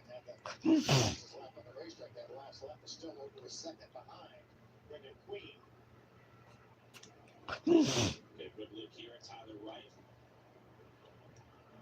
He's going to need a little bit of help if he wants a shot at those front two. For this team, this is a relatively new team. Last year, man, we saw this team actually bringing this car. Mitchell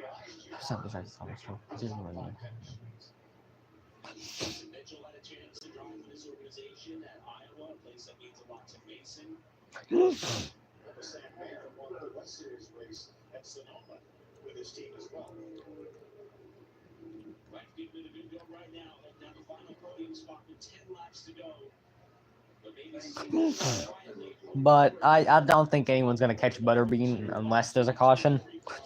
Which, the way this race has gone, I don't expect a caution. This has been a relatively clean race. And the gap between Cruz and Butterbean is just absolutely ridiculous. Because Butterbean leads, Cruz is second behind him, and then the next driver behind them is like 15 seconds behind. That's just absolutely ridiculous, I feel like, with 9 laps to go.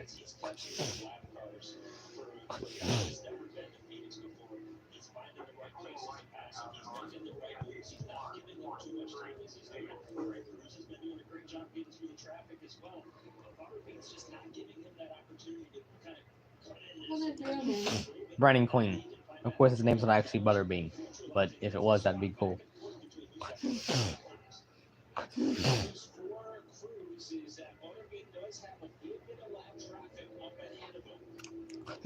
And the problem is, though, is that every time Brenton Cruz gets into lap traffic, he just his core just kind of craps the bed.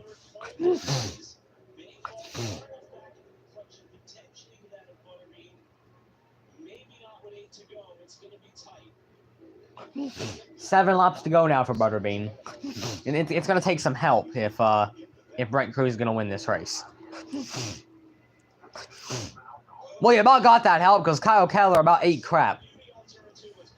Going to be able to keep it going.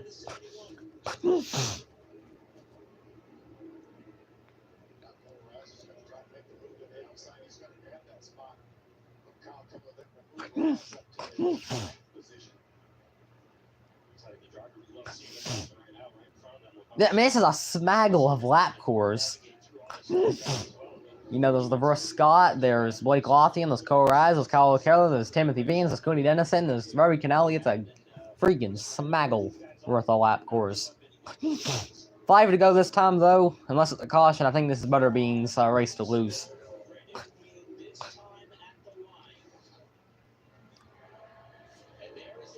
But yeah, more lap traffic.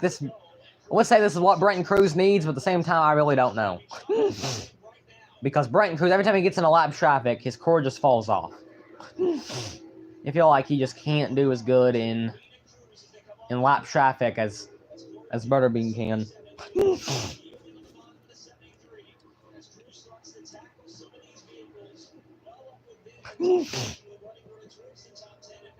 Four laps to go. Now here for Brennan Queen.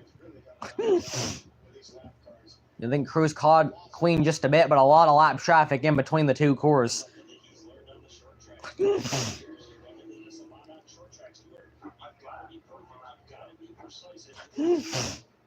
Brennan Queen.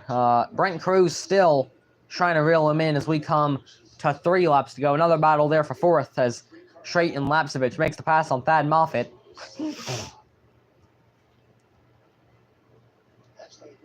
3 laps to go though here for Brennan Queen. Unless of a caution, I think this is Brennan Queen's race to lose.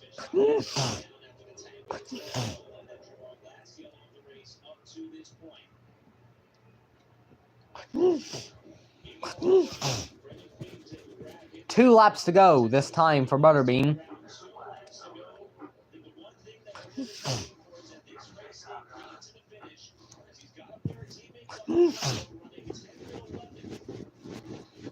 Yeah, Robbie Kennelly and Kyle Keller next few lap cores, but I think Brenton Cruz is 2-4 back.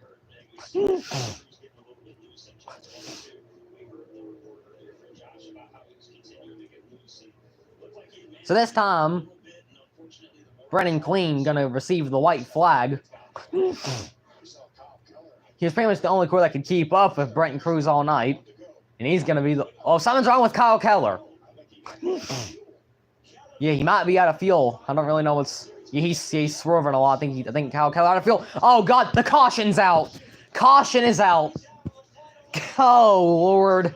Timothy Vians goes around. Caution is out. We're gonna set up for overtime. I knew it was gonna happen. It always happens. It never... All... I mean, it should have been obvious that it was going to happen. Yeah, this could get goofy here.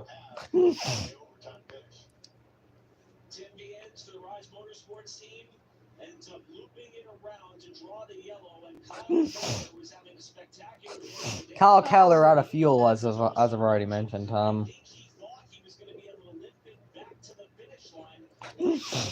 got up to 263.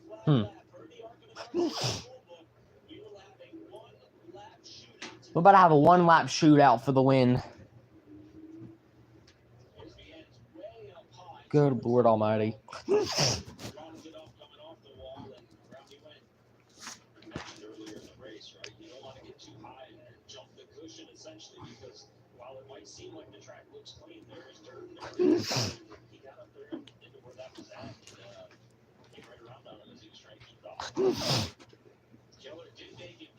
Kyle Keller is out of fuel, so he's just kind of sitting there.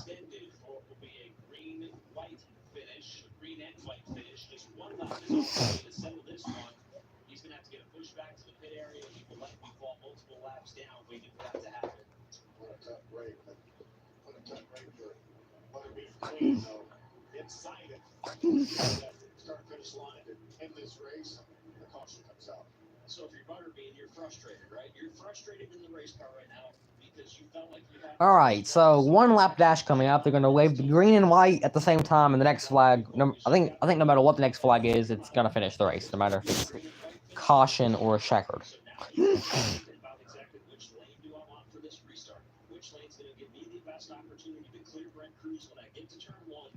That's a guy with a taco in his head for some reason. I don't know what that's all about.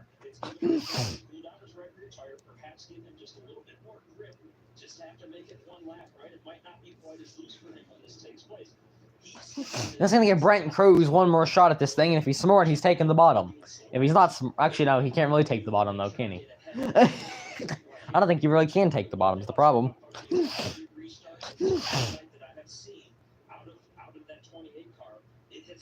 Considerably better than the 18 car Brent Cruz, and that could be the thing that we're going to see here in a minute that decides this. Now, we're going to have this 1-lap dash to the finish with a late race restart on a track that has probably the most options of any track. Andy Jankowiak also coming to pit road. Somebody else is coming to pit road too, but I guess screw them, I guess. I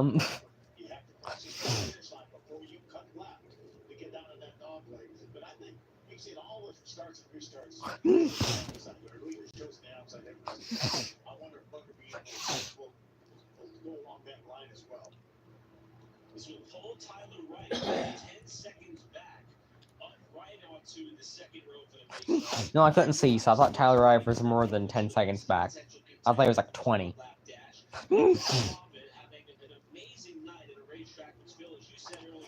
You know, if there's any guy though that was gonna set up a one-lap dash, I think Timothy Vians was the perfect guy to do it. The second move for sure, because it depends on how hard and Brent Cruz go into turn one. Get together that inside line for those guys in the second row. I never actually saw the spin. Did he do it on purpose? Because if he did it on purpose, I'm not surprised, because Timothy Vians is already stupid enough. I mean, we already know that he probably shouldn't be racing to begin with.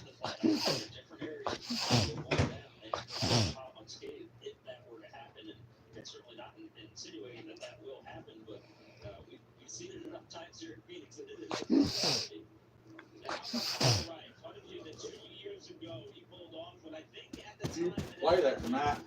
On that sensitivity under 4 feedback. Right back to 0 because that fed like for 1.9 on that race logo. Alright.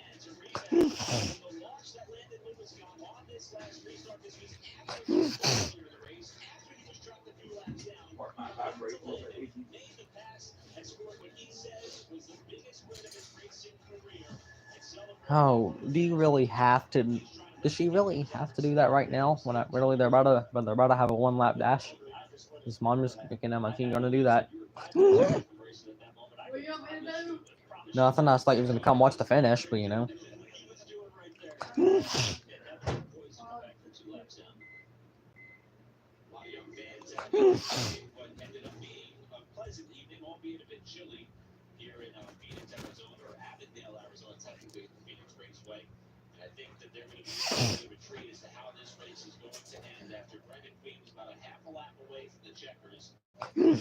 Where Brandon Clean almost had back-to-back wins, but Timothy Vians had other plans, because of course he did. Timothy Vians is still in the top 20 despite all that, which would be a good finish for that team. But if Brandon Clean's smart here, if Brandon Clean is smart here, he's taking the bottom. He's on channel 36. And that's what I guessed. I knew he was taking the bottom. It was just so obvious to the point it wasn't really funny. Why would he not take the inside? He has every other restart. At least the ones that he's able to, he has.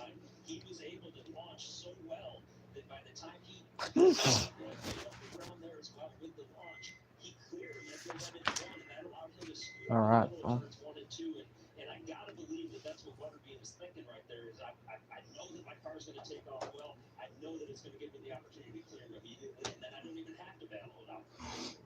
Alright, top 10 here in this one. It's Brandon Clean's leading. I don't know why it says that Brandon Clean should be leading.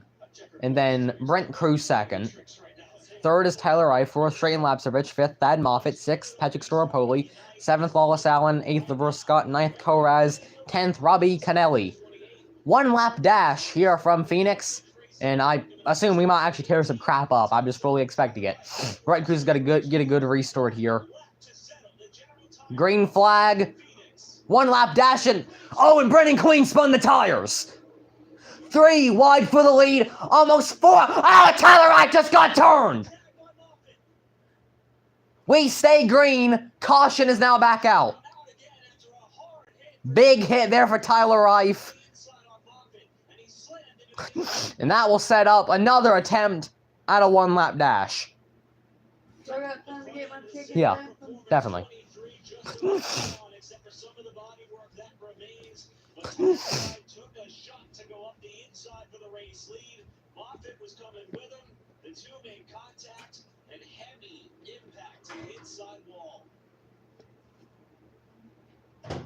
Very fortunate. The 23 Tyler Wright, as he shot back up into the groove right there, that he didn't get hit by anybody else. A nice job by all the spotters to hope that he's okay here as he's still sitting in the car. Well, if he's got his window net down, he's most likely alright. I think that's how that works for Egan Smith. That's why you should say as a pit reporter, not a commentator. Second race in a row that this team has suffered a lot of damage. Catherine Webb was doing a really nice job. Caught up in an accident not of her making. And that's the good news right there. See Tyler climb out of the car. But Tyler Wright gonna climb out of that core. I think he might have came down on Thad Moffitt and it just led to that entire mess.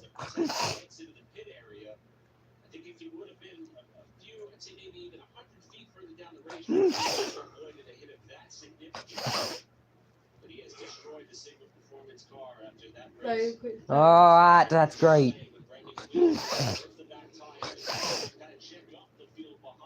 I need to see a replay to know exactly how that all went. But yeah, it seems like Tyler Wright very upset, and honestly, I don't blame him, to be completely God's honest. I mean, he kind of just got turned. I don't know if he came down a lot. It looked like, it looked like he came down. He's trying to make, yeah, Thad Moffitt trying to make it 4 wide for the lead. There's already 3 wide between Rife, Cruz, and, Thad Moffitt just finished him off. Thad Moffitt just finished off Tyler Rife. He had enough of him. Like Tyler Wright was going to come right across the nose of the 6 and take out a few more cars as he came off the wall. And you see Thad there make a move to the right, and I don't think Thad was doing anything malicious there. He realized that, hey, I'm going to be too low when I get here. Unfortunately, it looks to me like he just touched it. Tim Vians really, he had to have spun on purpose. There's no one heck you spin while doing nothing. I mean, this isn't like any other, like, this is not a track that you should spin out, like, for no, like, I don't know. You should not spin out that easily. Just get it off the couch then. Oh my lord.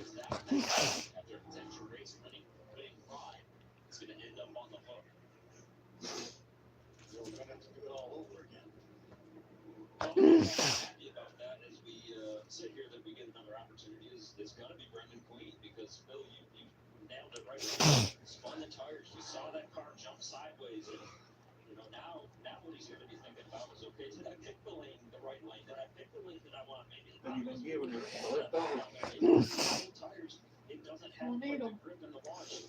The other thing that he can be thinking about right now is maybe I got to buzz the tires just a little bit more. What it means to buzz the tires is as these guys come down the backstretch to get ready for green, they'll maybe put the car in second gear and they'll gas it up as hard as they can, spin the tires, make sure, clean them off, make sure all that rubber's off, give a little bit of heat, much like a top field track racer would do before they hit the Wrapping up our 6th caution of the race, getting set for our 2nd attempt at a one-lap shootout to the finish. And what's been a very eventful General Tire 150 right from the top of the green flag. 2nd race in a row. Alright, so 1 lap dash coming up again, because that last time Thad Moffitt decided to just go off the rails.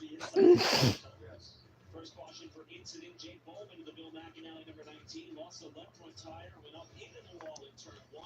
He's on the racetrack after they made repairs, and then a battle amongst teammates gone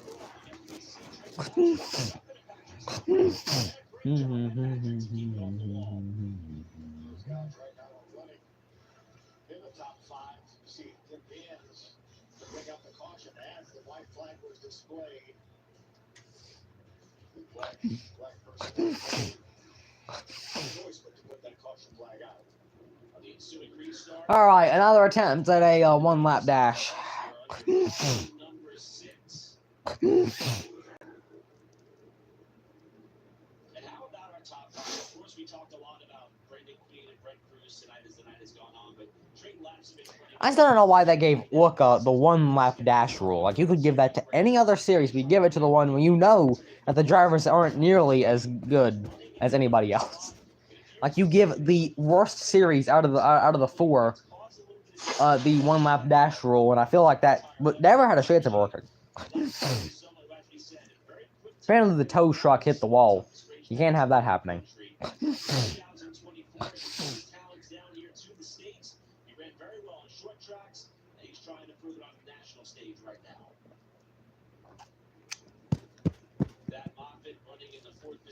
Brendan Queen still leading. Looks like we're not maybe a couple. Mom, you know what? I'm gonna play it. I finally have a reason to play it tonight. I think Thad Moffitt has... Actually, I'm gonna give out 2 of them. One, let me go and Actually, no, we'll wait till after the race to give out loser awards. We'll wait till then. We still have another restart, and saying how that last restart went mess, we still might have more loser awards to give out. Just in case anybody needs a reminder of what a loser award is, it's a clip from King of the Hill where Hank Hill says, "Loser, you're a loser," in a football coach voice, and play that every time horrific things happens. It's mostly in Wooka, but there's sometimes in the other series where it has to be played. As you have been restarting, what are you thinking for this next restart? Patrick Storopoli had made his way up to 5th. He had to come back down pit road. Because his window net wasn't secure.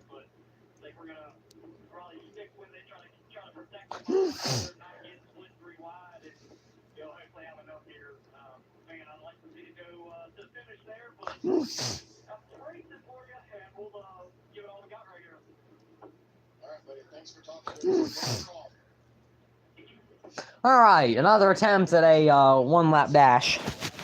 They should be getting the one to go signal here in just a moment. And I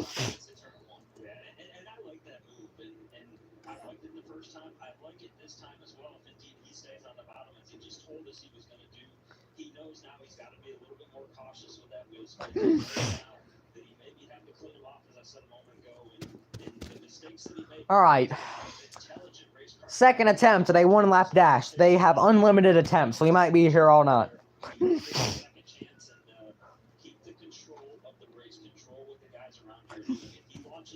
Butterbean spun the tires that last time, so he's obviously got to avoid doing that again. I know Trayton Lapsevich is about to send this son of a gun. Fortunately, we've broken the record for the longest Arc of Menard Series race at Phoenix, surpassing 163 laps here. This race is only 153 laps, so we've now made it 163 laps. It was 150, now it's 163. So this is more of the, this is now the General Tire 163. Alright, hopefully this time Brandon Quinn does not spin the tires. I mean, we're probably going to get about for the win here anyway. Yeah, Chorus Tour 1, 2, 3 with Queen, Cruz, and Lapsevich. Another attempt at a one-lap dash. Brandon Queen, Brent Cruz, Thad Moffitt, Trayton Lapsevich, Cole Raz, Lawless Allen, LeVar Scott, Robbie Kennelly, Patrick Storopoli, Corey Day, the top 10. More contact already. Good restart there for Brent Cruz. 3 wide for the lead as here comes Trayton Lapsevich. 3 wide for the lead.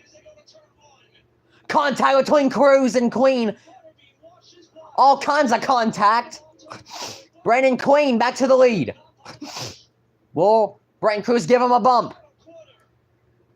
One more big send here by Brent Cruz. Off through turns 3 and 4 for the final time. A little contact. He sends him high into the wall. Brent Cruz wins at Phoenix.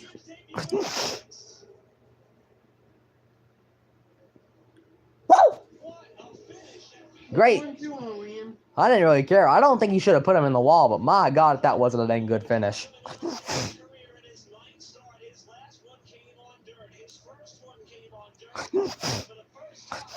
Brent Cruz, an absolute sling.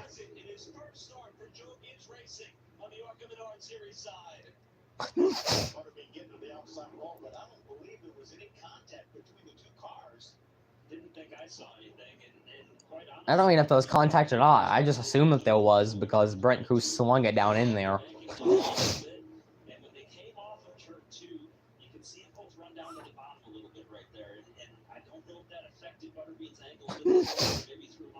Butterbean.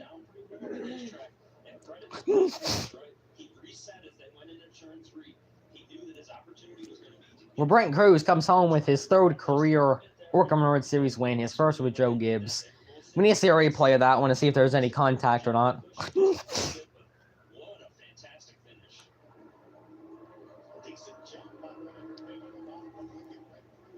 I don't really know if there was or not. I just assumed that there was.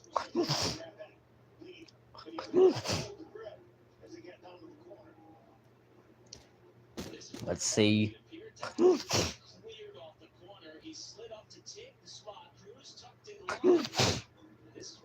Let's see.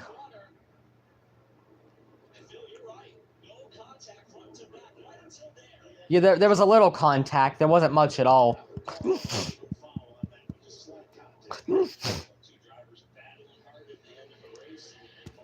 Well, it's another year of the 18 car dominating. I think that's for sure. With with the lineup that they have, I think it should be a good year for them.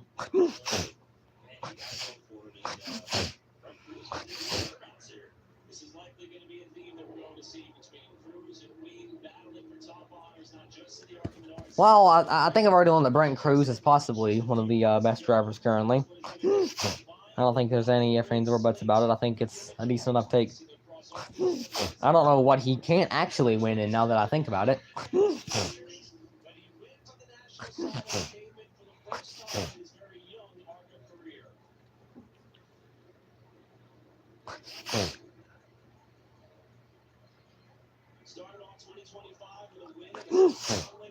That was an Orca finish. That was a certified Orca finish, in fact.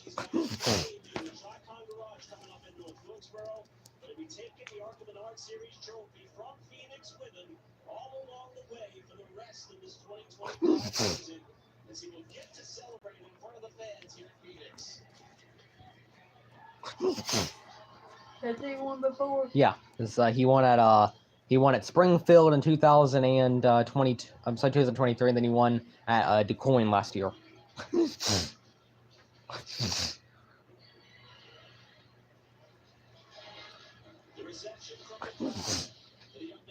Yeah, Brent Cruz with the win, Brendan Butterbean Queen second, Trayton Lapsevich third, Wallace Allen fourth, LeVar Scott fifth, Koraz sixth, Thad Moffitt seventh, Patrick Storopoli eighth, Robbie Connelly ninth, Corey Day rounds out the top 10.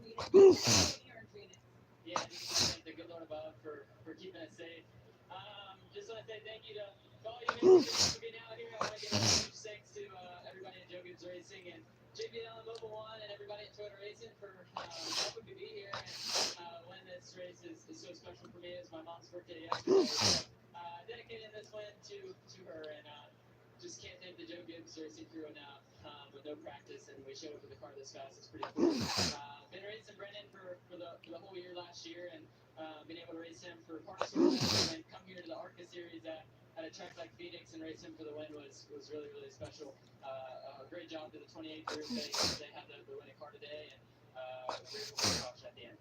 You certainly made it exciting. There you have it. Brendan is the winner here at Phoenix, guys.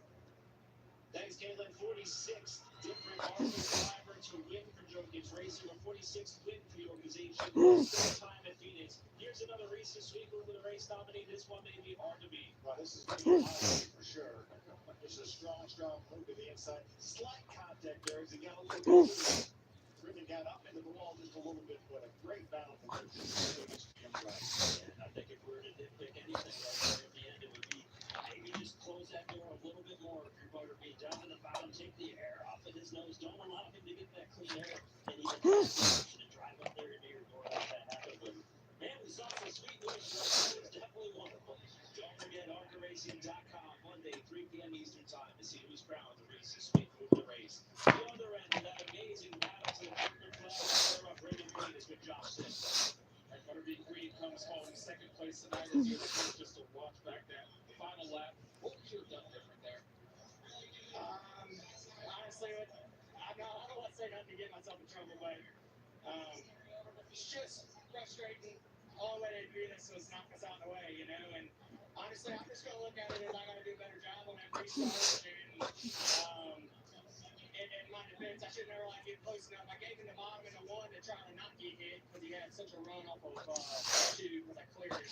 Almost wish I wouldn't have cleared it maybe and stayed door to door and ran him up the hill or something. I'm fit to go to bed. Just frustrating. Just full support Chevrolet was fast, and I just got to thank everybody at Chevy that's worked with me. And you know, we'll analyze this, and I'm not going to look at it at what he did. I'm going to look at what I can do better because, you know, just don't let them get close enough. Honestly, it sucks because it's a one-lap shootout, so they're going to be close to you. But super happy with this bit of racing. I mean, they knew we were here, and good points tonight. You know, obviously we'll just get ready for the next one. Average finish at 1.5 for the highest running full-time player on the ARCA Series side, gentlemen. What a race. Yeah, I can certainly understand where he's coming from. There was some talked about being knocked out of the way, but I love it. I love his attitude. I'm gonna think about what I could have done better to have avoided that from happening. He's gonna be better for it. He's gonna win a lot of races. That is so you won't see that same thing happen the next time. And he did mention, right, it's one lap. It's going to be close, but what can I do as I work through that? And what a race we saw tonight, right? We knew that these guys were equally matched. They would battle it out and get the caution at the right time. And, man, the ARCA series off to a Anyway, that was certainly... Yeah, Talladega is the next race for Orco, which hope to God for everybody in the field. That's not till April the 26th, though. Since I'm done with the stream, I'd like to say, love y'all. Peace. Yeet. I'll see y'all homies tomorrow. Yeah.